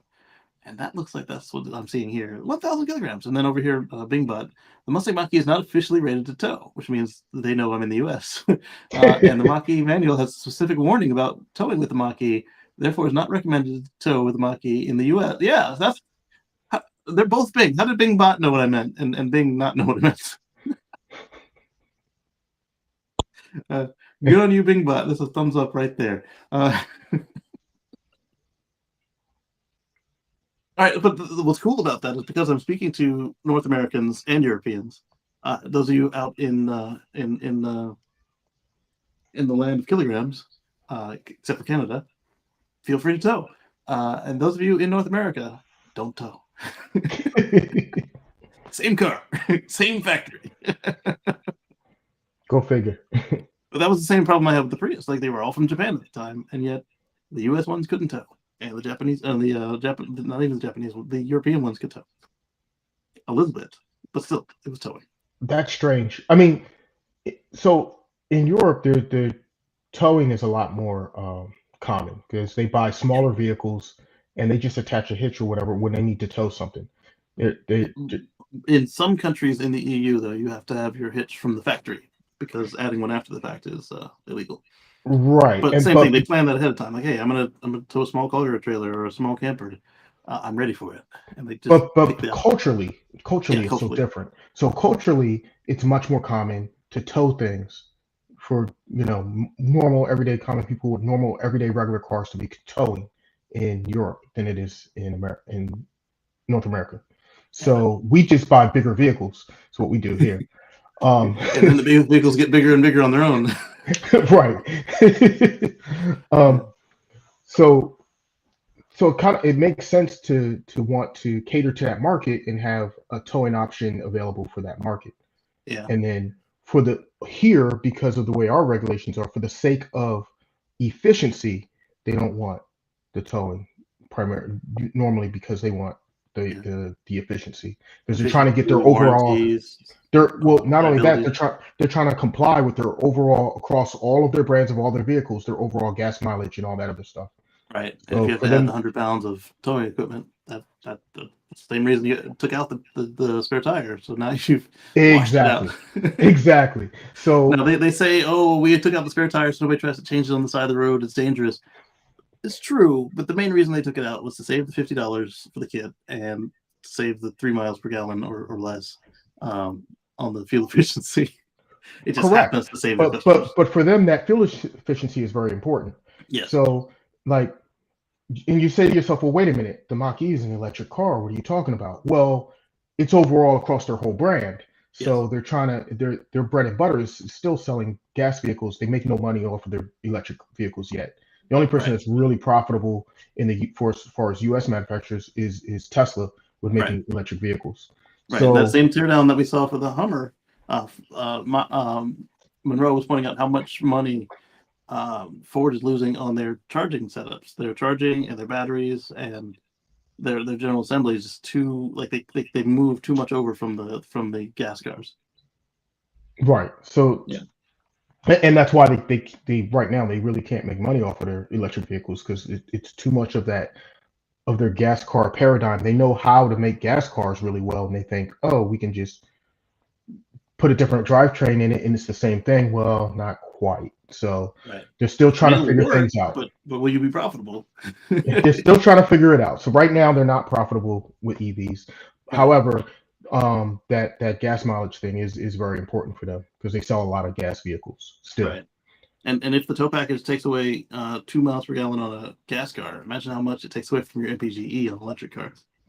And they need all that MPGE to offset what they're getting from their gas cars. Right. And then, as Mr. Farley said, so you don't have a bigger battery that costs more to you and to them to keep the range they need, because they are aware that, it's the same with us, that a vehicle with less than 220 miles of range is not as compelling to the American populace. Right. And you pointed out the efficiency of the towing and everything, how the vehicles are bigger. I was pointing out earlier in the show how much bigger the trucks have gotten. Like a F-150 today or a Silverado was probably bigger than the F-250 or Silverado 3500 of 30 years ago. The 150. Right. Yeah, they have been getting bigger and bigger. Yeah. And it's not just the trucks. I mean, that's like across like all the vehicles. It's well, it's kind of strange. With sedans, it's a little different. Yeah, they haven't gotten much bigger than sedans. So the sedans back in the 70s or whatever, they were huge. They were humongous things. And then they got much smaller in the 80s, 90s. They were like really small, tiny, compact. And now they're growing and they're getting bigger again. Yeah. So that pendulum has been swinging from one way to the other, but now it's going back the other way. I was surprised by this. I mean, we knew it was coming. We didn't know it was going to be Ford, but like I thought it was going to be somebody smaller, like maybe a Mitsubishi would come out with. Oh yeah, we've got the next. I think GM needs to swallow their pride and follow Ford's lead. I mean, it just makes sense. The majority of vehicles in North America have the Tesla charging standard, so exactly. And then the majority of stations. You might as well just make it ubiquitous across all vehicles, because once a big major manufacturer like Ford jumped on, now GM jumps on as well. Now you have multiple big manufacturers jumping on, the big names. Anyway, I mean, Tesla still makes the most EVs, right? But still, number one and number two manufacturers, a number of vehicles on the road being produced each year have this port. What are you going to do if you're not number one, number two?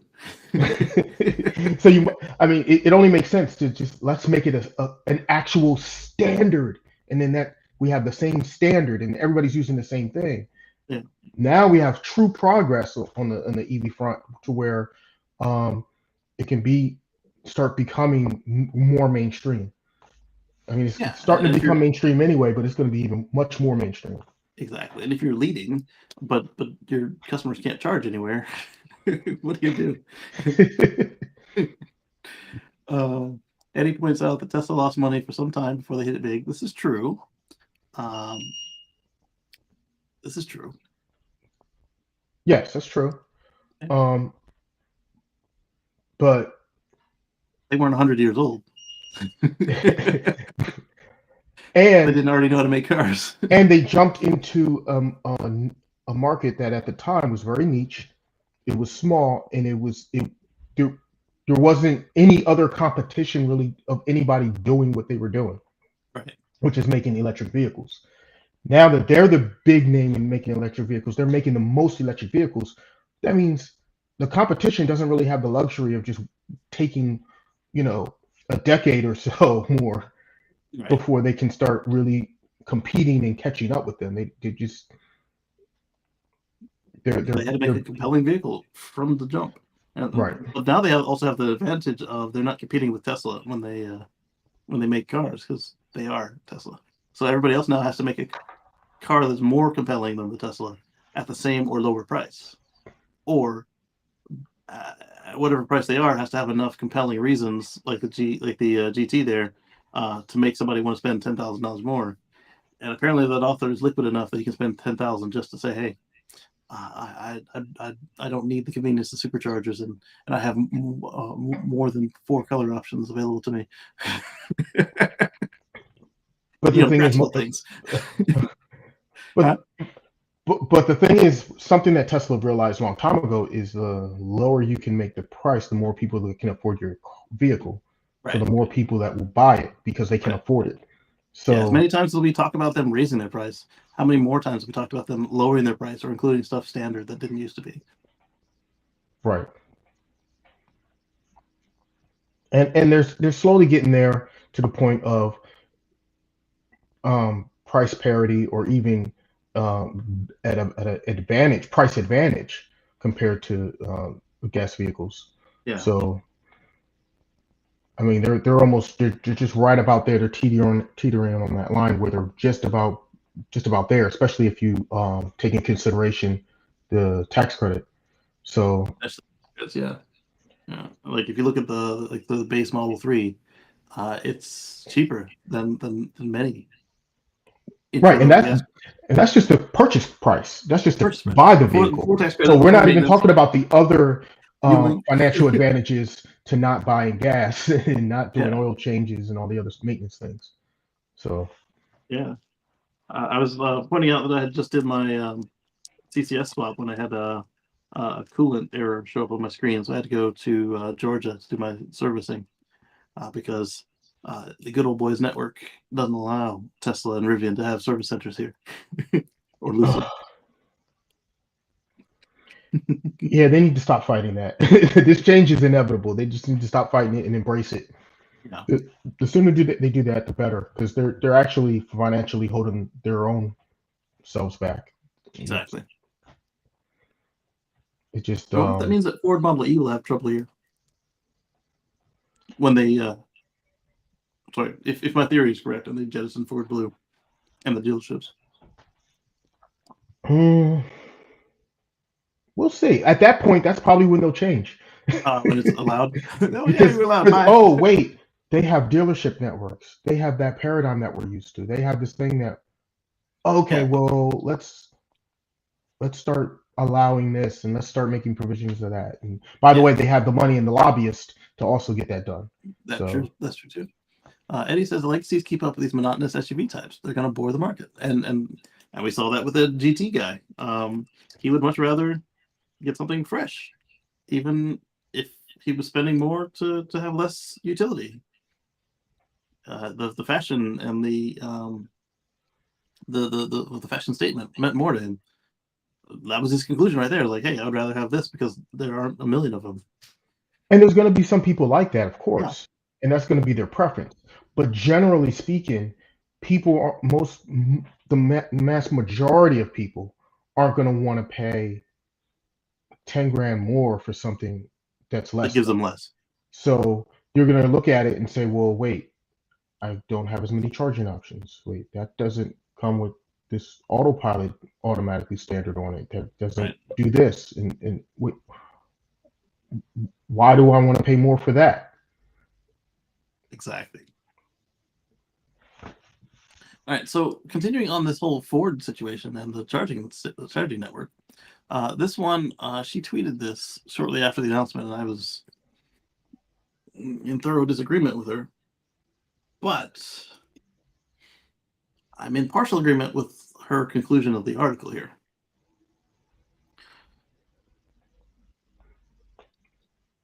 So to be nice about it. I guess she's talking about Ford, right? She's talking about Ford. She said when a company abandons CCS, it should completely take care of its existing owners. That part, yes, I agree with. Jim Farley met with Tesla on Spaces to announce that they were coming to the market, right? So now we're in for continued fragmentation, choosing one plug over other in North America. And again, this is manufacturers number 1 and 2 for a while now. Because Nissan fell asleep on the track, and GM was leading until their car started catching fire, and now they're leading from behind. She says that unlike most of her fellow writers, I never use the term NACS in a standalone fashion. So that right there put me on edge, because it's not. I realize it's more of a blog style writing, but to completely discount it because it calls itself standard in the name doesn't mean that it's any less of a standard. Like it's still a standard. Right. It's out there for free. You don't have to pay them any royalties, unlike some other standards. They have no more control over it. I mean, they can make changes to it, but they can't stop you from using it anymore. It's not still like a standard, though. Yeah, it's not like it might not be a perfect standard. Not the only standard, but it's still a standard. Right. Right. And I think that's what she's going for. Is like her idea of standard is like everybody uses it, but I mean, if that's the case, you can make the same argument when it comes to cell phones that, Apple has their Lightning port, and then Android is using USB-C. Like, what? I mean, those two are they're different standards, but they're still standards. Exactly. And in both of those cases, you have to pay somebody. True. Especially Apple. Especially Apple. So she says she's not doing it to diss Tesla as much as to acknowledge reality. There's no North American charging standard. Yes, there is. It might not be the standard, but it's the standard. And CCS was the de facto, and that's why people were freaking out about Tesla not jumping on board. But apparently, sticking to their guns was the right move. I mean, it's a better product. It's a better, like, why would they jump on to something that's inferior? It's literally a better standard. It's their reliability is better. The form factor is much better. It's more elegant. It's lighter. It's smaller. Like, there's no advantage to the CCS over the Tesla standard. The only advantage was everybody else was using it. But now, if everybody else uses this, then it has zero advantages. Well, even that was not an advantage, because they were outnumbered. The bigger charging network was still the Tesla charging network. Yeah. So even that was not an advantage. Yeah. So politics was basically the only advantage it had. And again, if another major switches soon, then that politics is going to switch really quickly, because you got your unions, you got your customers. Like, there's nothing holding us back. Like, okay, well, we thought we were going to go in this direction, but you know what? This direction's better, so let's just go that way. You can pivot. Like, it's okay. Imagine if we were stuck with USB. It's okay to change. Yeah, like if we were stuck with USB Micro B as a charging standard for phones. Yeah. Can you imagine? Yeah, why would you not want to go forward and change to something better? if it's better, change to the better thing. Exactly. Change is good. But I do agree that they should take care of the customers. Like, yeah, absolutely. They should offer them an adapter of some sort or something. Let's get past her hang up on the word standard, and the fact that it's required by the infrastructure bill, but not really the IRA. Because the IRA, I'm sure they can amend it if this thing comes to pass, or Tesla just puts magic docks on everything, and anybody else just puts magic docks or double cables on everything, so they can get their money. And then when the law's gone, Electrify America is already doing double cables by putting CCS in CHAdeMO and stuff. So Exactly. like, what's the difference? They can just put CCS in Tesla. Yeah. Or the one And port some of is those stations, I think, have a Tesla port, don't they? not the Electrify America, but others. Some of Others them do have have. them. Okay. Yeah. And I one don't is know. getting ready for a nationwide rollout. Even though I've driven cross country and from coast to coast and all over the place, I literally have only charged at either a destination charger or Tesla superchargers. I No, I used one CHAdeMO station once somewhere, but that was out of convenience. It wasn't out of necessity. Right. So it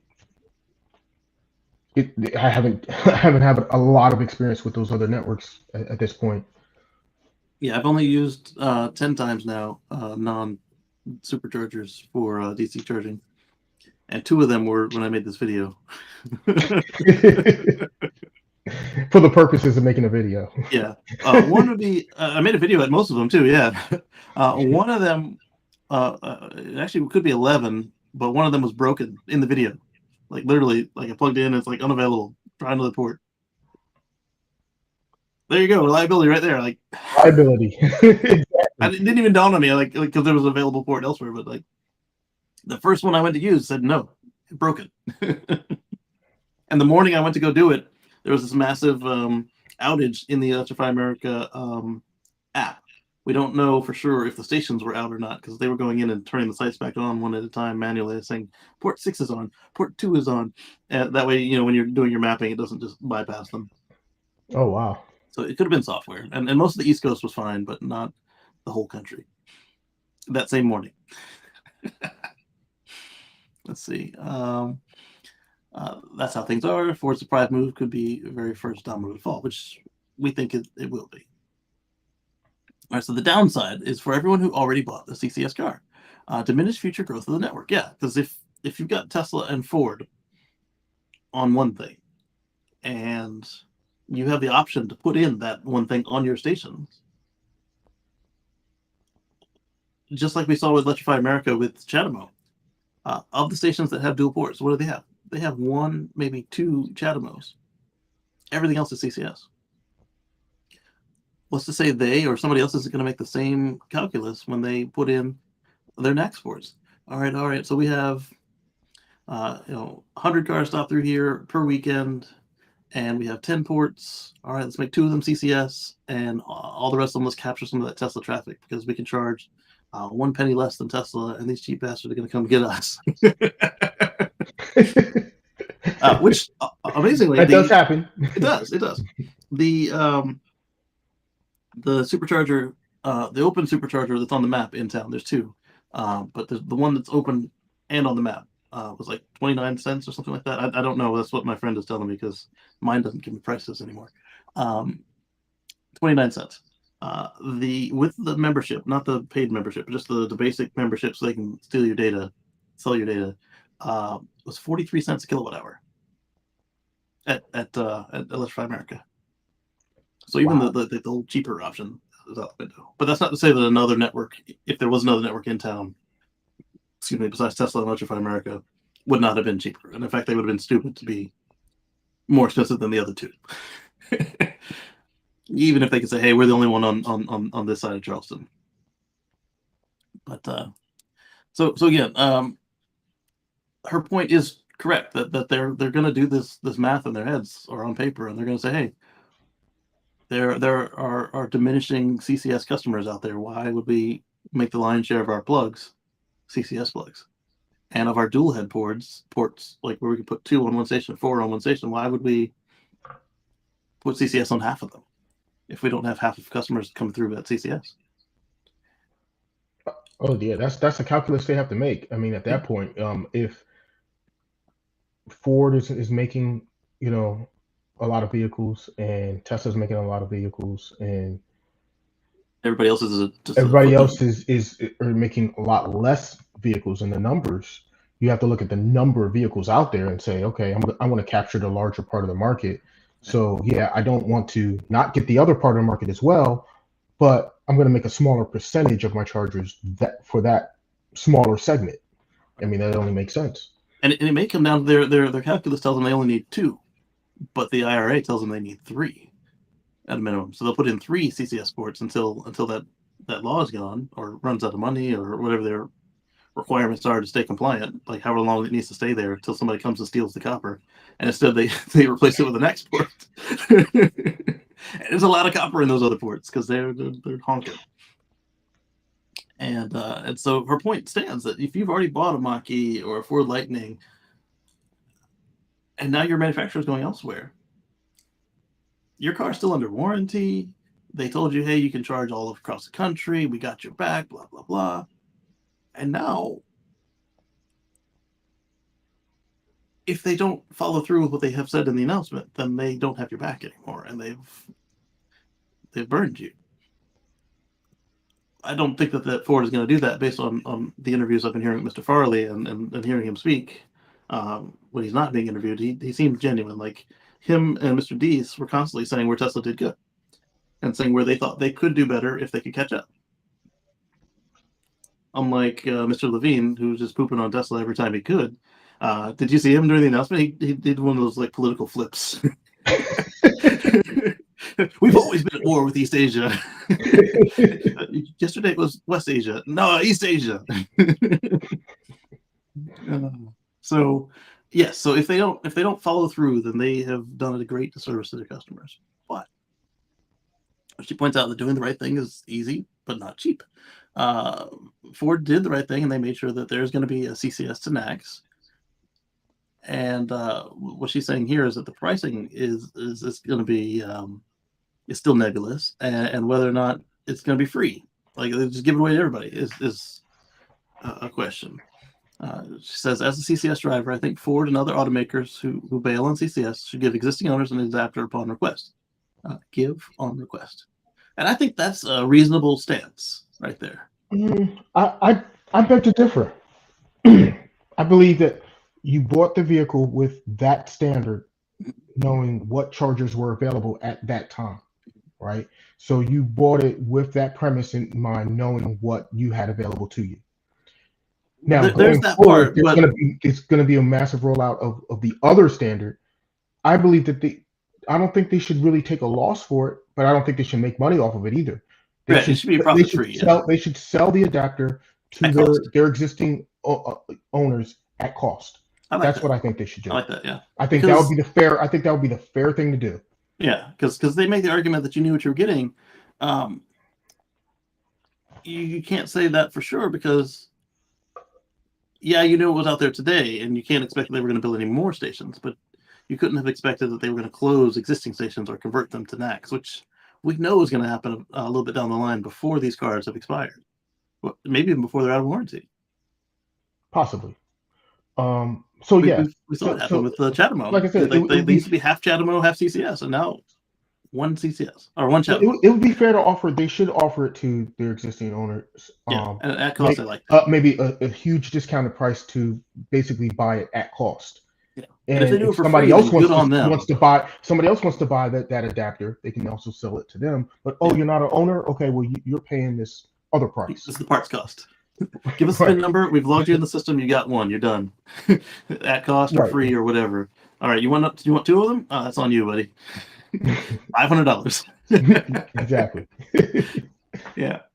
And there's still the possibility that that while this thing may exist, that it might not allow supercharging. Because remember, Ford has API access to Tesla now, and they have special permission to use the supercharger network. You might still be limited to Magic Dock just without the adapter if you get one of these somehow on your Chevy or on your Stellantis or whatever, right? Oh, yeah. Well, that's very possible. That'd be stupid on Tesla's part, but assuming the adapters aren't free, then that would be really stupid on Tesla's part because they still get the money from charging you for charging. And the way they did the announcement is we welcome everybody. In addition to Ford, we welcome everybody who chooses to use it. All right, so she says, Doing this would not only bring their loyal customers along for the ride into greener pastures, but it would ensure the automaker has fully compensated them for any losses by preventing the loss from happening in the first place. If nobody gets stuck with a dying diminished standard, nobody's worse off. She even points out what Nissan did somewhere in here. I know not everyone will even want the adapter, so making something you can ask for would be a great gesture, and it wouldn't mean that they need to make one for every car, which is one of the statements I heard during interviews and press releases, is that Tesla's going to make it, give it to Ford, and then Ford's going to give it to everybody. That would be the right move, but it's not necessary, because what if you're a second owner of the car? You were never promised this. And how would they find you if you didn't register it correctly? But if they said, hey, if you want it, call your dealer or go in the app, and then it just dispense to you via the Postal Service or UPS or whatever, that's fair, especially if it's free, or if it's, as Omar said, at cost. That's fair. I also think it'd be great for automakers to come up with retrofit kits for dealers to install. I don't think that can't be free. There's labor involved in that.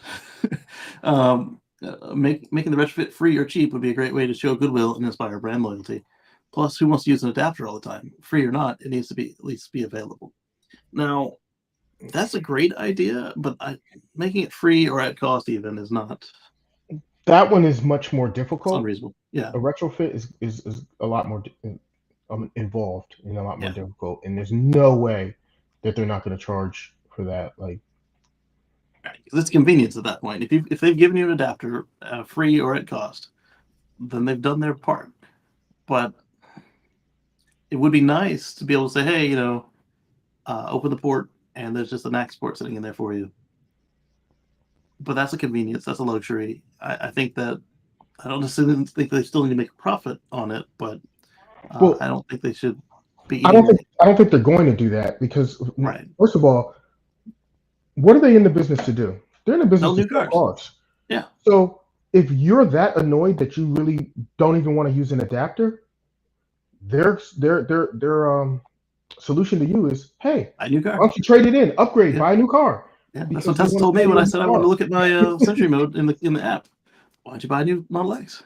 Yeah, like, hey, buy a new car. That's going to be their answer. You know, like wait a minute, you can use an adapter. You still have functionality. You're not going to be stranded somewhere. Okay, so now that's not good enough. Okay, now you want the convenience factor. Okay, well then that means you want to upgrade. I got the thing for you, the 2025 Ford Lightning Mach-E.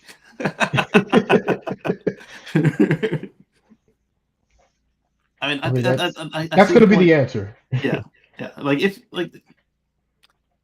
I can see them doing a retrofit, not anywhere near for cost, but like just a regular paid service. If it was easy enough for them to like literally swap one for the other, we know that the communication is already there for because that's all it speaks. But like, if all the cables plug in the same place and literally all the tech is doing is pulling out that whole assembly and then popping in the new one, I can see them letting you do that. But if there's any sort of like re-engineering, they're not going to do that. It's not, because then they got to pay engineers to engineer the solution, write the methods, teach the techs, ship the parts.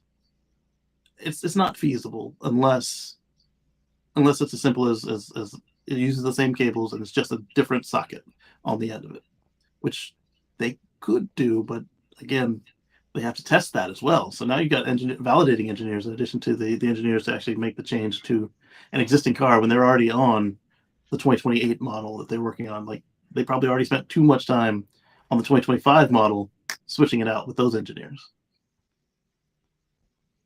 It's just they hadn't built any yet. Here's another thing. Yeah. They probably had to redesign their later models to make sure that the charge ports were in the right place as well. Yes. Yeah, because if you're native, that means that the cable has to reach, which means you can only charge at V4 stations on the Lightning and the Mach-E because they're front left fender, not right left rear taillight. At least with the adapter, as I'm suggesting that maybe the adapter would be different than the Magic Dock, and that it could be like the Tesla Chatamo, where it's got a foot of thick cable, so it can just make that last a little bit. Because we've seen at the Magic Dock sites, Mach-E and Lightning tend to have to get really close to like into the shrubs. Barely stretch. Yeah. Yeah, exactly. If you can get that close and then have a foot of cable to work with, that would be nice. But if you if that is the adapter, it's got a foot of cable on it, and then you go to native, you've now cut out some of the stations you can use because you don't reach anymore. Right. So again, with the engineering, the validation, and the testing. So like now the charge angels have to see, oh, we have to take this out of the map for the legacy cars. Can't charge here because your cable's too short. But it will work on the new ones because if they're not stupid, and I don't think they are, they're not going to put that port in the wrong place and say, hey, you can use superchargers, and then not let it reach. Unless Tesla's really going to be busting out these V4s before these cars hit the market, which is possible but unlikely. Yeah, but I mean, to give them access to the entire network, yes, Tesla's not going to go back and retrofit all these 12,000 some chargers that they already and they put might out do it there. when somebody steals the copper or runs over the cable or whatever. But again, then you're yeah, relying on maintenance to happen. Yeah, they're not going to aggressively go back and retrofit all these chargers for Ford, for this, for their sake. So it only makes sense that Ford would now change whatever it was that they were going to do and just say, hey, you know what, we're going to put this in this other location and make it easier. Yeah. I also think that this might further stall the Magic Dock rollout because it looked like before like they were stopping to pause and get the data from what's going on now, but perhaps they had stopped because it was close to getting the deal done with Ford, and now why do they need any more Magic Docks beyond whatever they want to get paid from the government for? Good point. So she says, what about the holdouts? It seems obvious the company choosing to abandon CCS should do right by their past customers. And that doesn't address the question of what the holdouts should do. I know most readers probably think the answer is go ahead and get on the next train. Yes. And then provide... Huh? Exactly. Yeah. And then provide an adapter. Yeah, that's what's wrong with that. While you guys are probably right, we also need to keep in mind these companies have invested a lot of money in CCS. So... Okay. What is that chain restaurant that the boomers like that nobody else did that went out of business? They invest a lot of money in that, but they didn't invest any new money in keeping the young folks in, so they went out of business. Listen, Blockbuster invested a heck of a lot of money in VHS tapes, but Netflix came along and that's it. They were done. Netflix is closing the DVD store. Finally. I mean, I like it, so I'm mad at that. But you got to move on. You got to invest in the new thing. You got to keep moving forward, and that's what their R&D budget is for: is to keep investing in the newer thing. So exactly. So then here she points out, because of the sunk cost fallacy, they will be very hesitant to invest more to be free of it. Some will likely hold out and stay with CCS the same way Nissan stuck with CHAdeMO for way longer than it should have. Oh, sorry, for far longer than it should have. It's way far. I think the only reason Nissan stuck with it as long as they did, again, is because the new Leaf is just the old Leaf with new skin and slightly updated electronics and a better battery. I mean, it's the same car. Like, people were complaining about the way the subwoofer was mounted. Look at the new one. They're still complaining about the way the subwoofer is mounted because it's the same car. It's literally the same car. Yeah. With new skin. Yeah, exactly. Oh, we'll make it look a little different. We'll make it not look like a bug frog, and then people will buy it. And that's true. It is true, but at the same time, it's still the same car. Well, we'll update the radio. Yeah, you updated the radio. Because I was slapping my head like, why didn't they do better battery thermal management? Why is it just air cooled like the old one? Oh, because it is the old one. It's the old one with a bigger battery, a new radio, some fresh wheels, and some new stamped metal on top of the frame. It's the same car. I mean, I'm sure like some engineer could point out how it's different, but then we can all point out, all right, so show us what hasn't changed, and then they go, all of that. Right. So I don't think that holding Nissan up as a holdout is fair. Like say electric cars had kept going in the 90s, and then we could point out who kept with Magna Charge and who went to J1772. We could point at that, but that's not how it happened. And Nissan only kept this because it was next to free. So yeah, they would be smart that if they're going to stick around, that they probably come up with a way to get the Tesla adapter even if they don't change their native port. So they'd still be on the NACS train, but halfway. She says that charging networks could be a difficult spot. I don't agree, because as we've seen, some of them already tried to put the cables on before it was allowed, and they got their hands slapped. Others got an approved way to do it, and then we've seen at least 2 of them announce that they're going to put it on NACS cables by next year or so. What's up, Lee? Good to see you. Hey. Yeah. All right. So she points out that that automakers aren't the only ones in this. Yeah. EVgo and ChargePoint don't make vehicles at all. The solution was simple and obvious. EVgo already started working on supporting Tesla plugged vehicles along with CCS and CHAdeMO. Anybody else doing only CCS currently is going to need to expand upon their offerings to support all of the vehicles out there. Being ready to shift plugs at will to accommodate future demand would be great, but it's probably technically complicated. It's not. Remember, the NACS port for non-superchargers speaks CCS. So literally all you got to do is change the cables. It was done that way on purpose. Because if you had to install new boards or it had to do stuff differently than CCS, then you would have a lot less takers, both on the car side and the charging station side. So now if somebody runs over your CHAdeMO cable or breaks the latch, not CHAdeMO, your CCS cable or breaks the latch, that's a fair opportunity for you to swing through and replace it with a Tesla port. Yeah. And you've increased your customer base because you've got all the Teslas that are out there now, and all the Fords that are out there now and coming. And then, everybody else would have to really up their game for it to be worth it for you to replace that CCS with another CCS at that point. Unless you have one on the shelf already. But like if you had to go and buy a new one and it arrives and then you go install it, why not buy the Tesla one? Because the NACS cable is going to be cheaper. There's less parts involved. Exactly. And if you had to buy them from Tesla, it may be cheaper. And you're going to have a larger user base for it. Exactly. You're going to make more money. You're like, man, come on, Jimbo, back your pickup truck into this.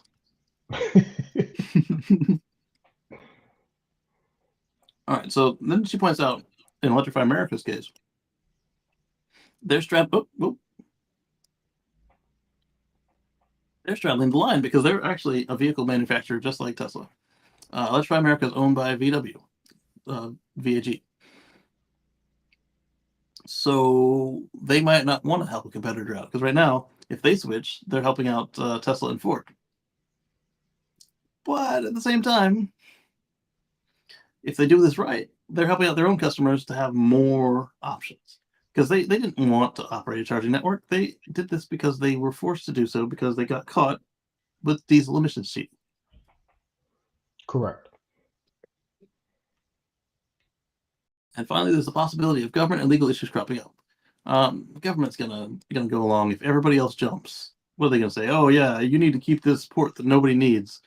I mean, they could, and they've done it before, but realistically, are they gonna do that? Like, they're not gonna enforce that if everybody else has switched, and everybody else has provided adapters. Like now, if GM comes over but doesn't do the adapters and doesn't, like literally only the new cars. I can see, at least this administration, I can see them holding their feet to the fire. Like, you will continue to support CCS for these customers for 12 years or whatever. Probably more, because remember, the used cars get a credit too.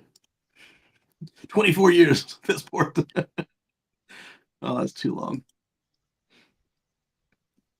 All right, electricity prices in Finland dipped negative. A huge oversupply of clean hydropower meant suppliers were almost giving it away.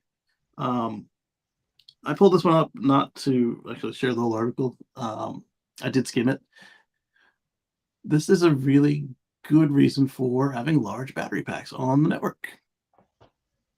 Had this happened in Australia, they would have sunk it all into their Tesla Megapacks. And then later on, when everything went back to normal, they would have flipped the switch and then sent it back out and you've been paying for it. The article does go on to point out that this didn't really affect retail customers because most of them, you've got a rate plan that they have to go through the utilities and raise and lower and all that. But if you were on some plan where there was a fixed markup you could have still been getting paid to take the power, or at least free. And if you were directly on, like some of these mega pack owners, you could have filled it up for free, and then later on put it out when things stabilize, which is really cool.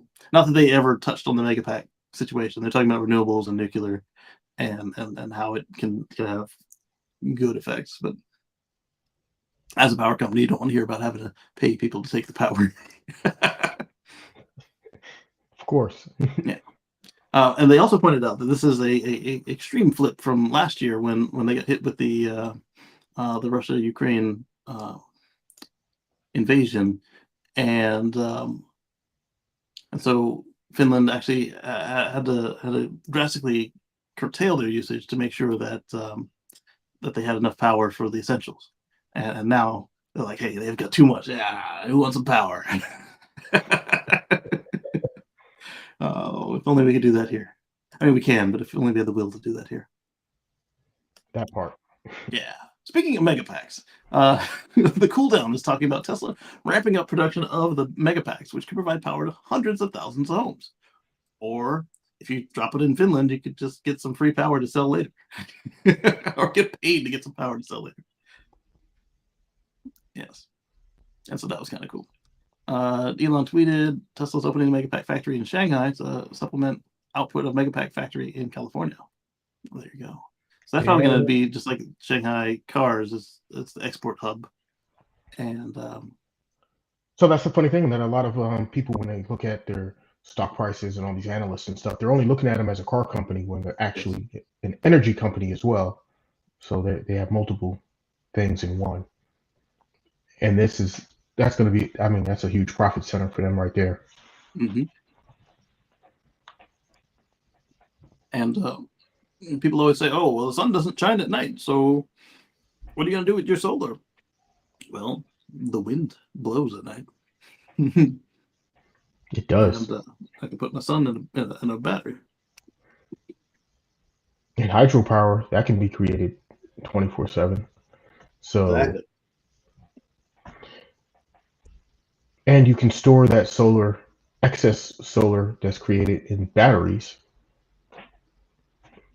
Exactly. And so now the sun is shining at night in my megapack. Well, not my megapack, but somebody's megapack. A couple $1 million a pop. Were they only a couple $100,000 a pop? That's long gone.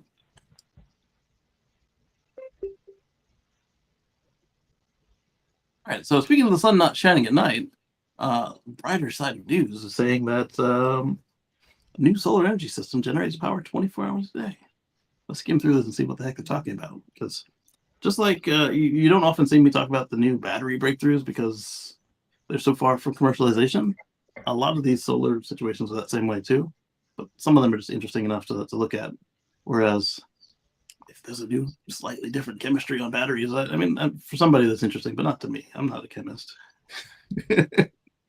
Now, if that new, slightly better chemistry of battery is like 6 months away from production, let's talk about it because I want to buy one. But not if it's like 6 years out. Like we changed the amount of cadmium by 3.2%. It resulted in a 4.6% improvement in charge speeds and an additional 11 cycles on the entire life of the battery. 11. Wake me up when it's 1,000. But I mean, I understand that this is baby steps in progress, but like we don't need every article on each and every one of those because it makes it sound like, oh yeah, better batteries right around the corner. They'll be here in 5 years, but not tomorrow. So Edison once said, so long as the sun shines, man will be able to develop power in abundance. His wasn't the first great mind to marvel at the notion of harnessing the power of the sun. All right, so let's see. Photovoltaic, University of Houston professor is continuing his historic quest. With our architecture, solar energy harvesting efficiency can be improved to the thermodynamic limit. This sounds from that like some of the other situations we've heard where they also can pull heat. And these panels will be hot long after the sun goes down. If this is what he's talking about. Let's see. That's where he is. Physical review applied. The thermodynamic limit is the absolute maximum theoretically possible conversion between efficiency of sunlight into electricity. So no, not doing heat and light. So I think it's just Just after a certain point of electricity creation, you reach a limit where you're creating too much heat. yeah. Finding efficient ways to harness the energy is critical. Yes. How does it work? There we go. Oh, it is thermal. Traditional thermal photovoltaics rely on an immediate layer to tailor sunlight for better efficiency. Front side and the intermediate side designed to absorb all the photons, and this way solar energy is converted from thermal. So these are thermal solar. They're not photovoltaic solar, and Uh, that would make it easier to work at night, like if you're in the desert or something before it gets cold, or if you're like reflecting them into a molten salt vat to just add to the heat. That's kind of cool. So this is very much like the batteries. They've made them slightly more efficient. Question is, how far are they from commercialization? Single junction photovoltaics can also experience a significant boost. Really?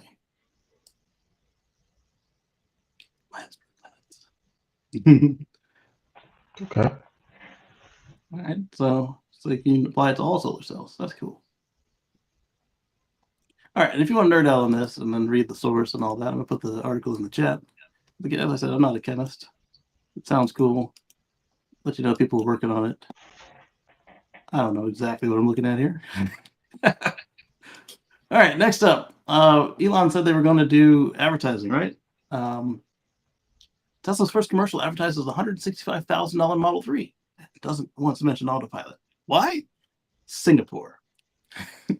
Not exactly what we were thinking of when we told them we wanted some advertising. We were thinking North America, right?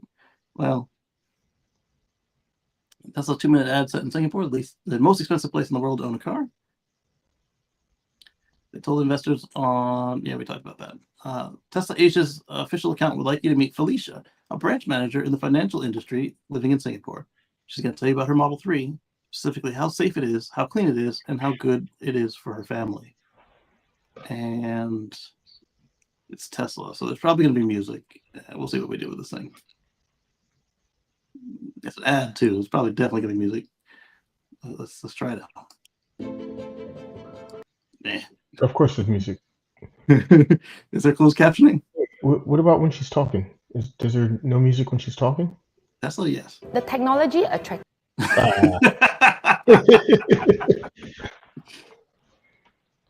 So their first ad is 2 minutes long. I'm going to do about this because I doubt that Tesla had an orchestra come and do their own music, and so they might not have a problem with me. Can we get closed captioning on this thing? No, there was closed captioning. If you blew it up. Oh, there you go. Bye, Felicia.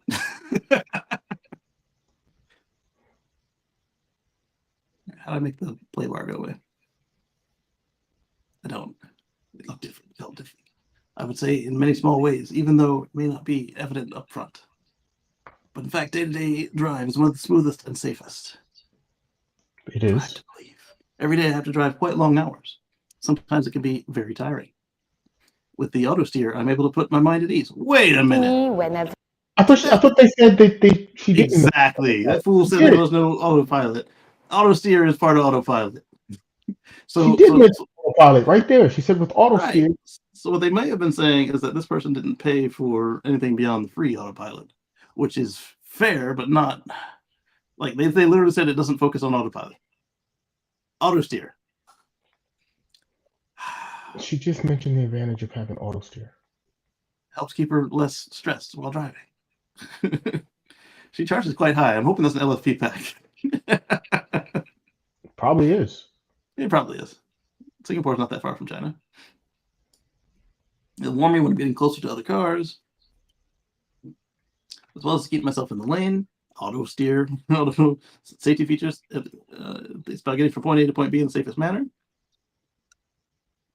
Of course, I also have 2 young kids, and I'm a mother myself. Priority of safety is at the top for me.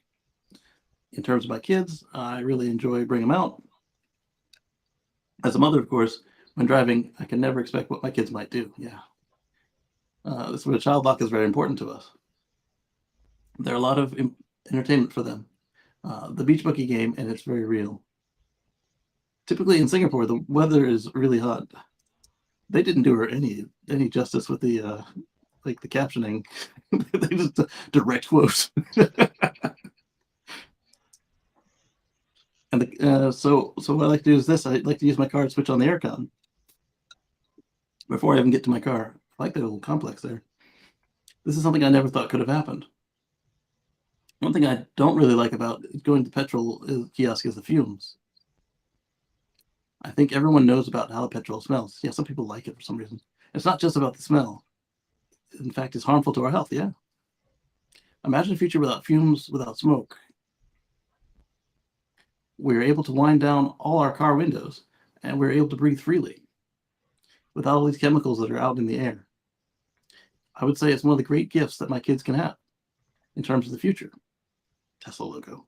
Close.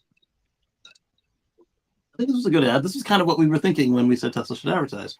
Do an education campaign, because when you put it on Twitter, which this is on Twitter, you're preaching to the choir. When you show it at Tesla events or at the Tesla store, they already know who you are at this point. Put the thing on the Super Bowl, on regular TV, on regular websites, on Facebook, on Instagram. People who only listen. I've suggested putting it on people who are very critical of Tesla, like the old Jim Cramer who didn't like Tesla.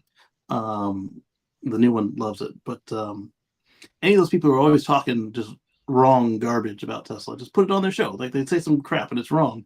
All of a sudden the ad comes up and it says the exact opposite thing. You can't take a long trip. I just finished going from Florida to New York. Well, one thing about Elon owning Twitter is he can put that ad on everybody's Twitter's account. Like, that could just pop up in everybody's Twitter feed. Yes, yes, he can. But the problem is, look at all the people who've left Twitter. So he needs to put this in places where he's not preaching to the choir, as he said. But yeah, put the thing all over Twitter too, for the people who are still there. I mean, if you got some. But I mean, it's still an advertising platform. It's still So but if you get absolutely blast it everywhere. If you get some uncle on Facebook who's like, wow, yeah, see, they burn every time you put them in park. If it's already on Twitter and you're already on Twitter, you can just look at this versus having to go find it. Well, it's funny to me. Something I noticed, and like all the car companies do the same thing. They always show their car driving on an empty road. It's the only car on the road. Yes. It's so not. It's just not realistic at all. Yes. That scenario never happens to me. Exactly. It's gonna be like 3 a.m. So I do have contention with how Jalopnik pointed out this $165,000 Model 3. In Singapore, all the cars are expensive because of the import taxes and that sort of thing. They don't really want you to drive a car there if they can help it. So they make it more expensive. And what was the other bit? The part where they said that it doesn't talk about autosteer. It was the first thing she talked about when they got in the car. like she talked about a bunch of stuff before she got in the car, but like, was he watching the same video as us? I mean, I noticed it. Right. It's a perfectly straightforward and serviceable ad, although a little long and tedious, filled with old-fashioned tropes about women and car buying. This just feels different. She intuitively knows this is a good car. Plus, it's practical for her mother. Okay, yeah, that part. But like, if that's how she really feels, you can't get mad at her for being mom. You can get mad at Tesla for saying this is only for moms. But if she's a mother, as a mother, she's going to think that way. Oh, this is practical for me and my kids, and right. And the different advantages to that or whatnot. Right, and she didn't focus only on moms. She's like, hey, when I work my long hours at the bank or wherever she said she works, it can be tiring, and the auto steer helps me with that. Like, I didn't feel commute, right? And how I didn't feel that it was like talking down to women. It was a woman a mother talking to other women and other people in the world. I think that's a bit too much of criticism right there to say that it was using women tropes. Now, if every ad in the series is like that, then they might have something. But to come out with one is a bit It's the jumping to first. conclusions. Yeah, jumping to conclusions. What the first commercial doesn't focus on is this advanced driver system. What? No, they did. They totally did. We saw it. We pointed it out. The fact the crown jewels of Tesla's automotive empire is never mentioned in the video, besides a brief explanation of the benefits of autosteer. I think that was perfect. Like she wasn't fanboying on autosteer. People are afraid of it, especially like if you didn't Right. You have. don't want to focus too heavy on something that first of all still in beta, and then second of all, like you said, people are afraid of and have their hangups about. It's not even really there in that country. Like she only has auto steers. They don't have more than that. That's the other thing, right? Yeah. So if she wanted to talk about FSD, she'd be talking about, Elon says this year is the year we're finally gonna get robotaxi coast to coast. I mean, she would be unable to talk to that unless she's spent time driving a Tesla in North America. So again, just like her talking Singapore, about the being a most mom, expensive place in the speak it to world her to own a experience. car. Yeah. Yikes. Yeah. This little Model 3 sells for under 40,000 in the U.S., but in Singapore, where Felicia lives, Tesla's best economy car runs at 165,720 U.S. because of the taxes. That's more than double. Could go from 40 to 165. That's more than triple. Yes, But for an LFP. So that was definitely an LFP car. Why she had it at 93% if she bought the base model. yep. If you want to buy a car, you gotta get a certificate of entitlement in order to register it. But you don't just purchase the COE. Instead, you also have to bid for one. Twice a month, an open bidding exercise where residents can put up for a COE. The government announces how many they are going to have and for which categories of vehicles. And once you win, you hold on to it for 10 years. After that, you can deregister your COE or renew it. I would definitely probably renew it unless I was going to stop driving. I would definitely renew it. It's too hard to get. Yes. Oh man. So Successful bid can also cost. Wait, what? right. Up a little bit more. It was saying the cost of the bids. Successful bid can cost tens of thousands of dollars. So that's looks like that might be where a lot of that cost come from. Yes. If you're spending 20, 30 grand for. Oh no, the 162 is the markup on the car from the import tax and all that. Oh, so you got to all in like 20, 30 grand for the COE and then spend another. And then the 165 that you stroke to Tesla. Who then has to? Wow. Yeah. Okay, so maybe it is practical for her to be driving on roads that are just like empty because nobody can afford cars over there. Yeah. So I like the ad. I take issue with the article being a little ready to find faults that aren't necessarily there. Let's put it that way. All right. So then we've got this article from USA Today. Wireless charging was coming for EVs soon, and you'll love it. I probably shouldn't have closed that video. I want to watch it with sound. There we go. And you'll love it. Witricity. So this is the same people who've been showed it off with my Volt and your Leaf. Are they finally coming to market? This Ford charges wirelessly. You remember that when we got our cars, Omar? They've been talking about wireless charging for how Since long? 2012. It's been a long time. Yeah. I mean, it sounds good and all, but it's convenient, but you lose 3% at a minimum, like at the most perfect efficiency, but usually it's more like 10% to lose. And then you got to like override the car software because like we keep talking about, you can't move a car that's plugged in, and this makes the car think it's plugged in, so you got to get around that. I mean, unless this little screen does that. The only 0.2 kilowatts isn't bad, especially through the air. That's stout. My Model X charges at 17 kilowatts. That's great, but how practical is that going to be? And who is this marketed to? I still think their problem is they're not focusing it on the manufacturers, because if you could buy your car with this as an option from the factory, and then you could go to the hotel or the charging station or wherever and then use this. Like if I gotta go get it retrofitted and put it in my garage and then we stay where we've always stayed. Nobody wants to do it when they can spend 2 seconds plugging in and not have to worry about the extra electric bill. It's Heating up easy their enough to garage. plug in. I mean, it doesn't make this like at at destination chargers at, like you said, at hotels and stuff where they have these EV only parking spaces. Yeah, That sounds like a nice convenience, you know. yeah. Um, And after you've spent all the money to retrofit the spots, you can make it just like always emit electricity, so it just destroys any car that doesn't belong there. What happened to my oil? It caught fire. Inductively. Because when you think about it, most engine blocks have some iron in them or steel, and I mean there are aluminum ones, but you can definitely inductively heat them up like a cooking pot and an inductive stove. my engine got cooked. Yeah, I don't know. Since I just realized this is the same people who've been saying it forever, like I don't know that we're actually any closer than ever at this point. I mean, it looks nice, and I'm glad to see it that they put it on the Ford Mach-E, so they haven't given up. But no fried squirrel tonight.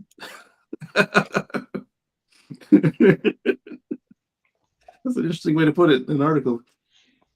Is USA Today said that? Yes, USA Today said fried squirrel tonight. That's unprofessional.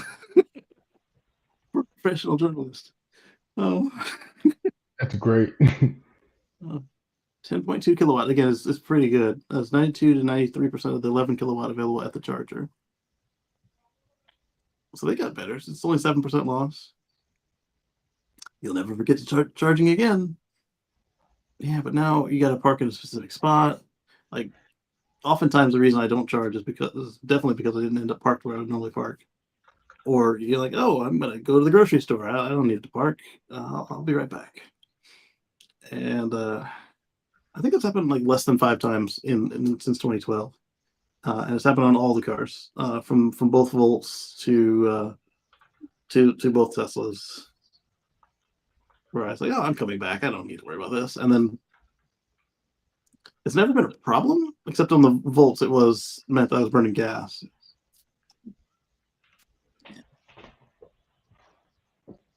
Yeah, no, we didn't. Omar pointed out that we didn't bring up Hardware 4 is available on some Model Ys now. Go ahead, Omar. Well, apparently, it's been spotted that some Model Ys that are going to be going out for delivery.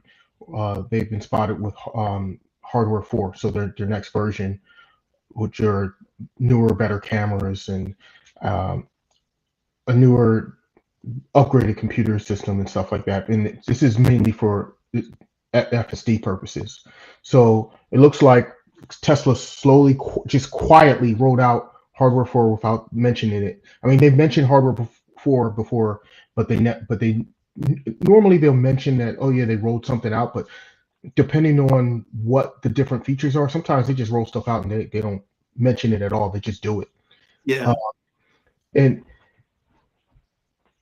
I think primarily it's probably because they don't want to nerf the sales of the cars that don't have it. Because I mean, if like the majority of their customers are still people that are on the cutting edge of technology and want the newest technology and newest stuff.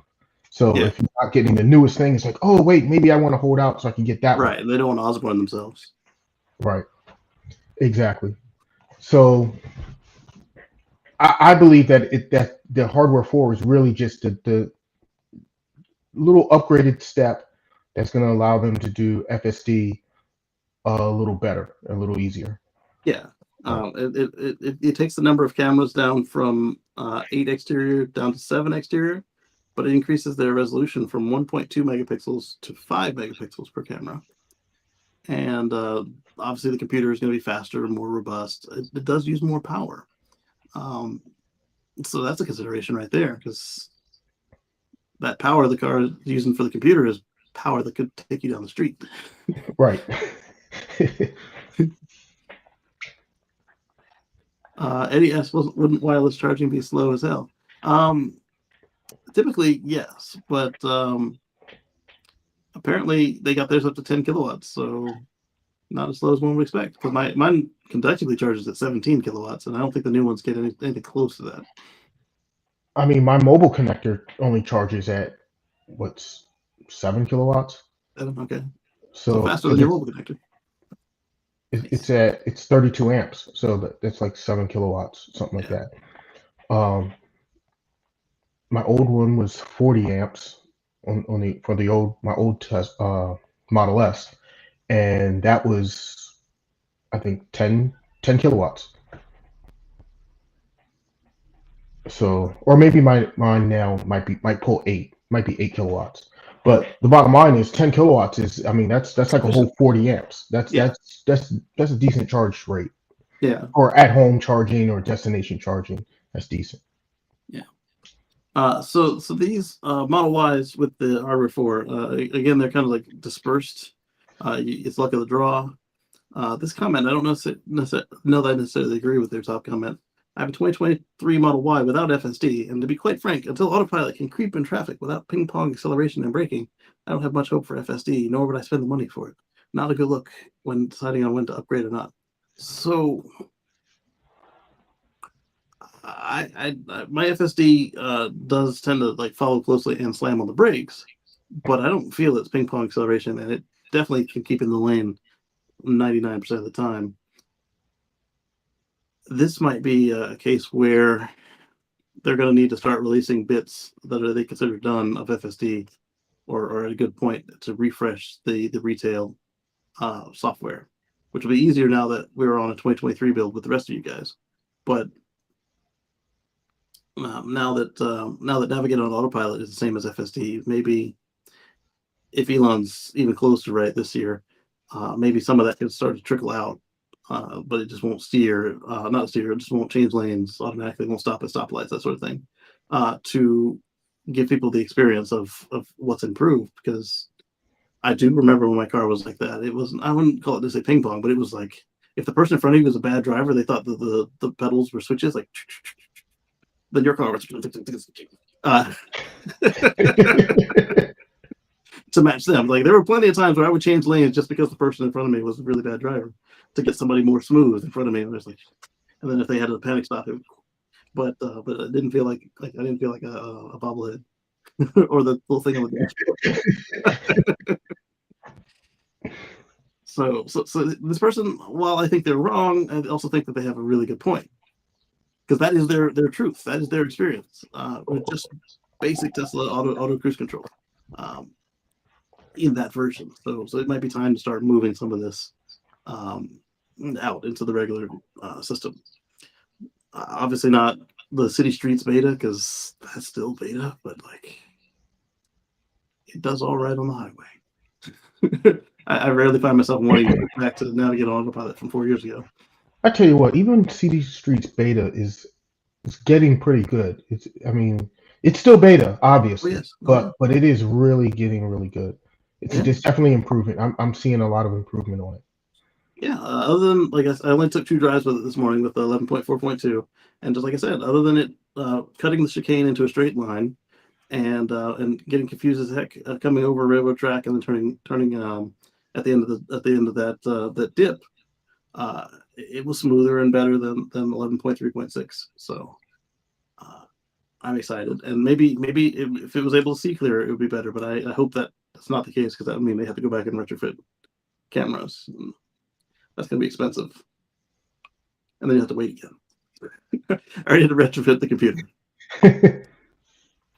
Yeah, their comments never work for me. My computer, because I have the old processor. Yeah, but you got the old battery too, so you can't even power the new computer. Welcome to Legacy.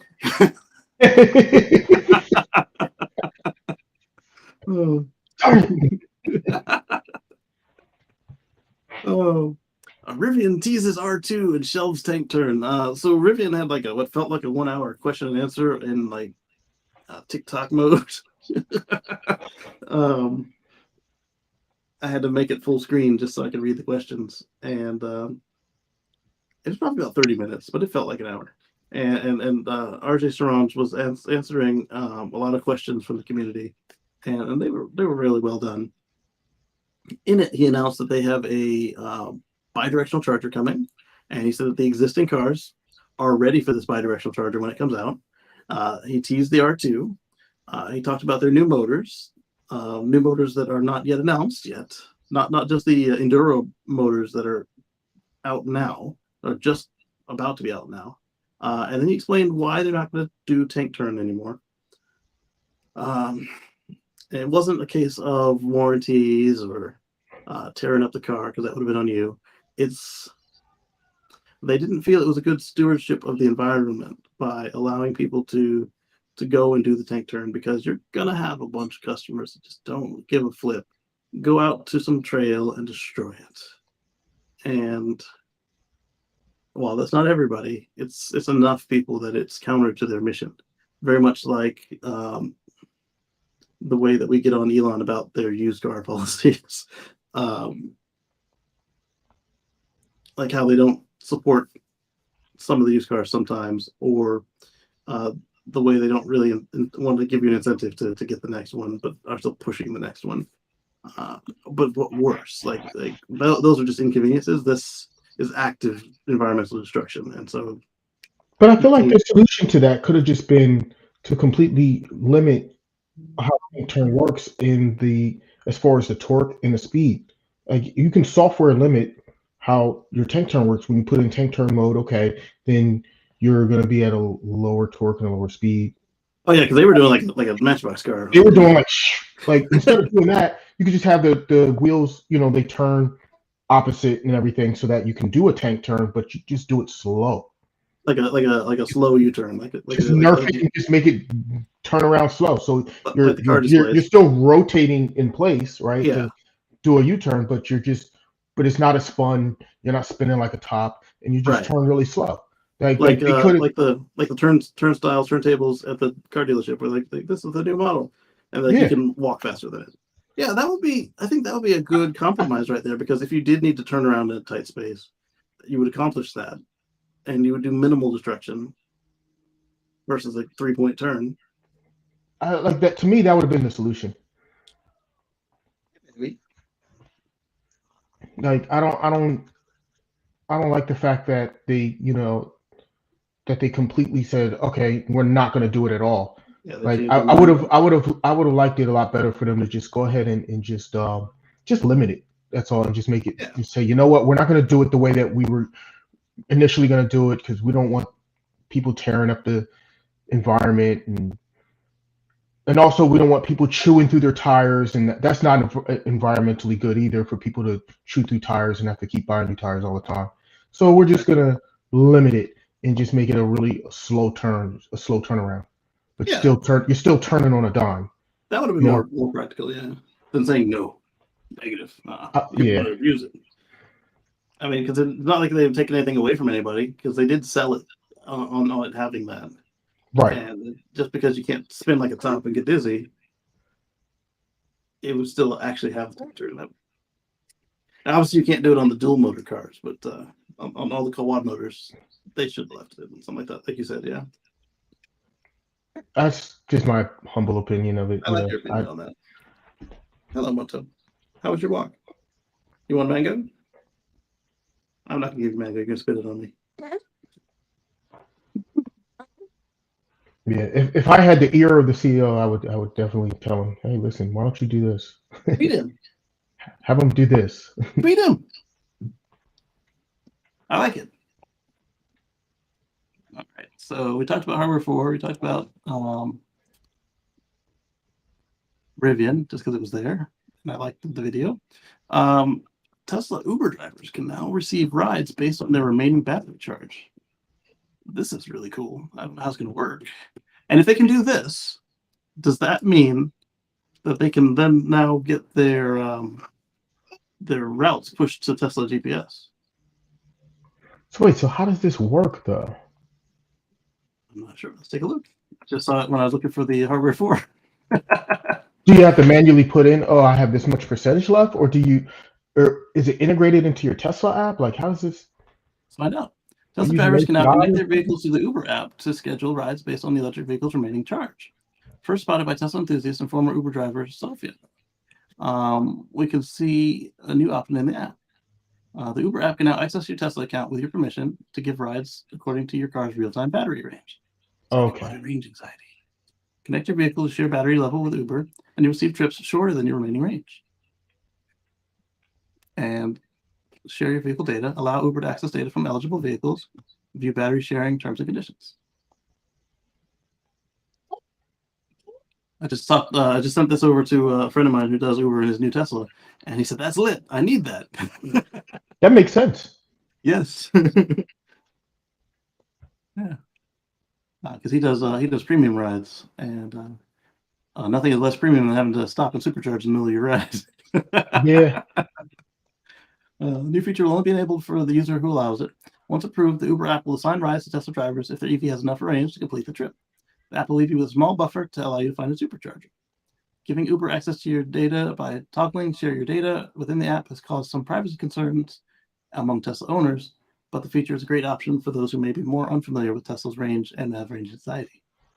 Uber's been looking to improve the app experience for Tesla drivers to encourage more EVs on the app.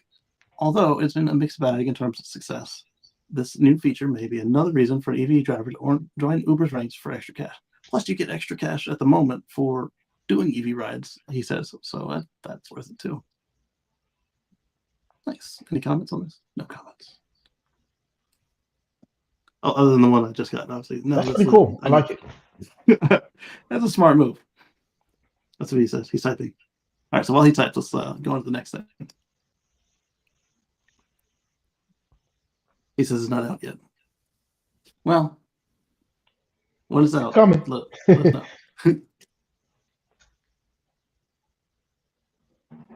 What is this? Oh, that was the article with the ad. He says, with this, I can make more money for sure. I'll send a heart emoji. So then I've got a... Sure, that'll make it more efficient. Exactly. CNEV post. So is this Chinese? I think this is Chinese. Lithium producer Ganfeng says it has started mass production of the first-gen solid-state battery. You mean before Toyota has been working on it for 30 years? 20 years? 20 years. Where have you been, Toyota? You just got to beat. 260 watt-hours a kilogram. That doesn't sound too bad. Production line capable of producing 4 gigawatt-hours per year. The world's largest lithium producer by market capitalization said it has begun making mass production of its first-generation solid-state battery, announcing the new technology in late 2021. Or is this what Toyota was waiting on? Maybe. We'll see. Apple and ElectJet already have these in production, but beat everyone else in the game for true solid-state. American-made, RCA-backed winner. Oh, okay. I thought this company made a solid-state battery instead. It's just another lithium battery. Solid-state batteries don't use lithium at all. I don't think that's accurate. No, that's not.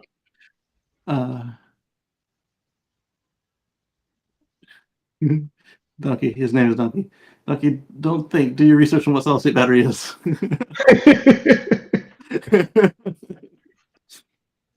Yes. All right, so we're hearing more on the Uber situation. Because it keep me downtown Charleston for quick rides when it's surging 10 plus, which means every 5 minutes I make $15, which would be insane. Then I could probably set my home as my destination or charger or supercharger. Last night doing Uber with under 35 miles on the charge. A bunch of scared emojis. Range anxiety for real.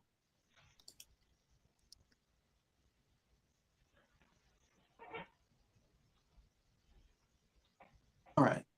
So the next article we have is from Brighter Side of News. I think we hit them before on the solar heat battery. Highly transparent solar cells found to generate 1,000 times more efficiently. What? 1,000 times, you say? And highly transparent? It means that you really have less people bugging you about HOA type stuff. Oh wow! He made a stack last night. Showed me a picture of his earnings. good for him. Yeah, if I didn't have to put the car seat in and out, I might consider getting back in it.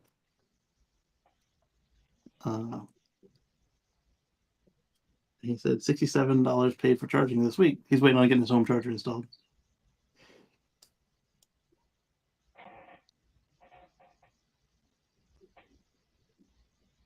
No, no lie. I wish I would have done this sooner. I've been telling you since 2016, bro.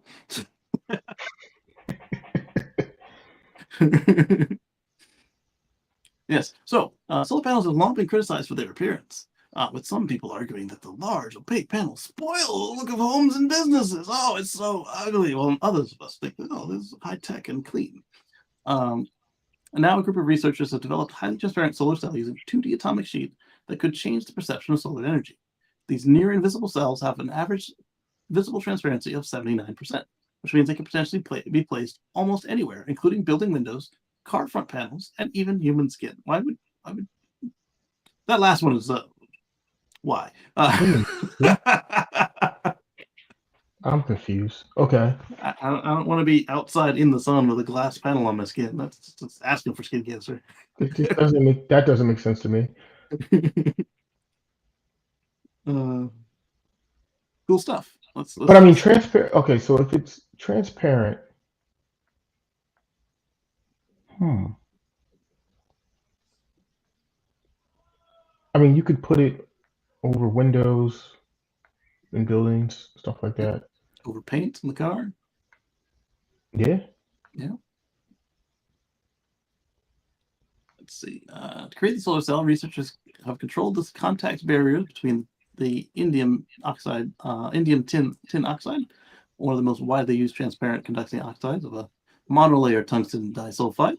They coated various thin metals onto the ITO and inserted a thin layer of tungsten oxide between the coated ITOs and tungsten disulfide. All right, that makes sense to somebody. It did not aid my understanding of how they did I'm not it. an engineer, so you lost me on that. But okay.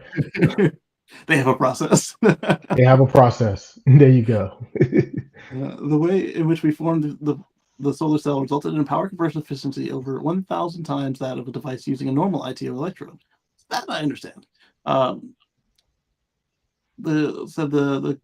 Takashi Kato, corresponding author of the paper and associate professor at Tohoku University Graduate School Engineering.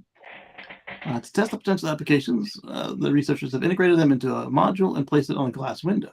The module maintained high transparency, and the researchers measured its performance using a solar simulator. Interesting. But that's, if you have a solar simulator, you can probably control for variables a little better than just sticking it out in the sun and hoping it's not a cloudy day. 13 milliwatts per square centimeter, which is comparable to other transparent solar cell technologies. So this is going to be less than an opaque cell, but because it's so transparent, you might be able to put more of them out there if it's cost effective to negate that loss.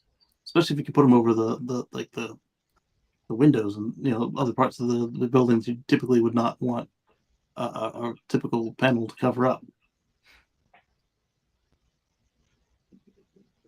Oh, imagine like a skyscraper.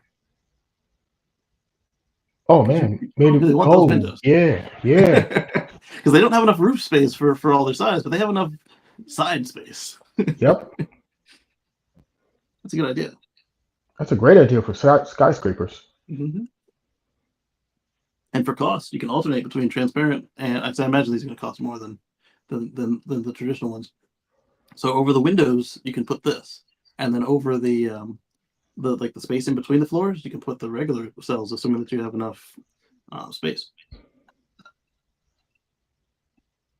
If you do it right by your design, then nobody's going to be able to complain because it was designed that way. It looks good.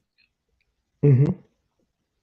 But again, with this, you can also retrofit, like as the windows need replacing on an existing skyscraper, or just as a retrofit upgrade kit. Like, hey, we need more R value. All right. Oh, and by the way, we're gonna make power on this thing too. Yeah. All right. So this is another one. I'm gonna pop the article in the chat for you guys to read the technicals, because as you see, I was skimming. Oh, pushing enter just reloaded it. There we go. All right, he says, let's see. So every ride is an extra dollar no matter what. Seems to make the most money with Uber. You need to have a Tesla. Honestly, if I was doing Uber Black, that money would be $3,000. Then again, I'd have to get crazy insurance. Hmm.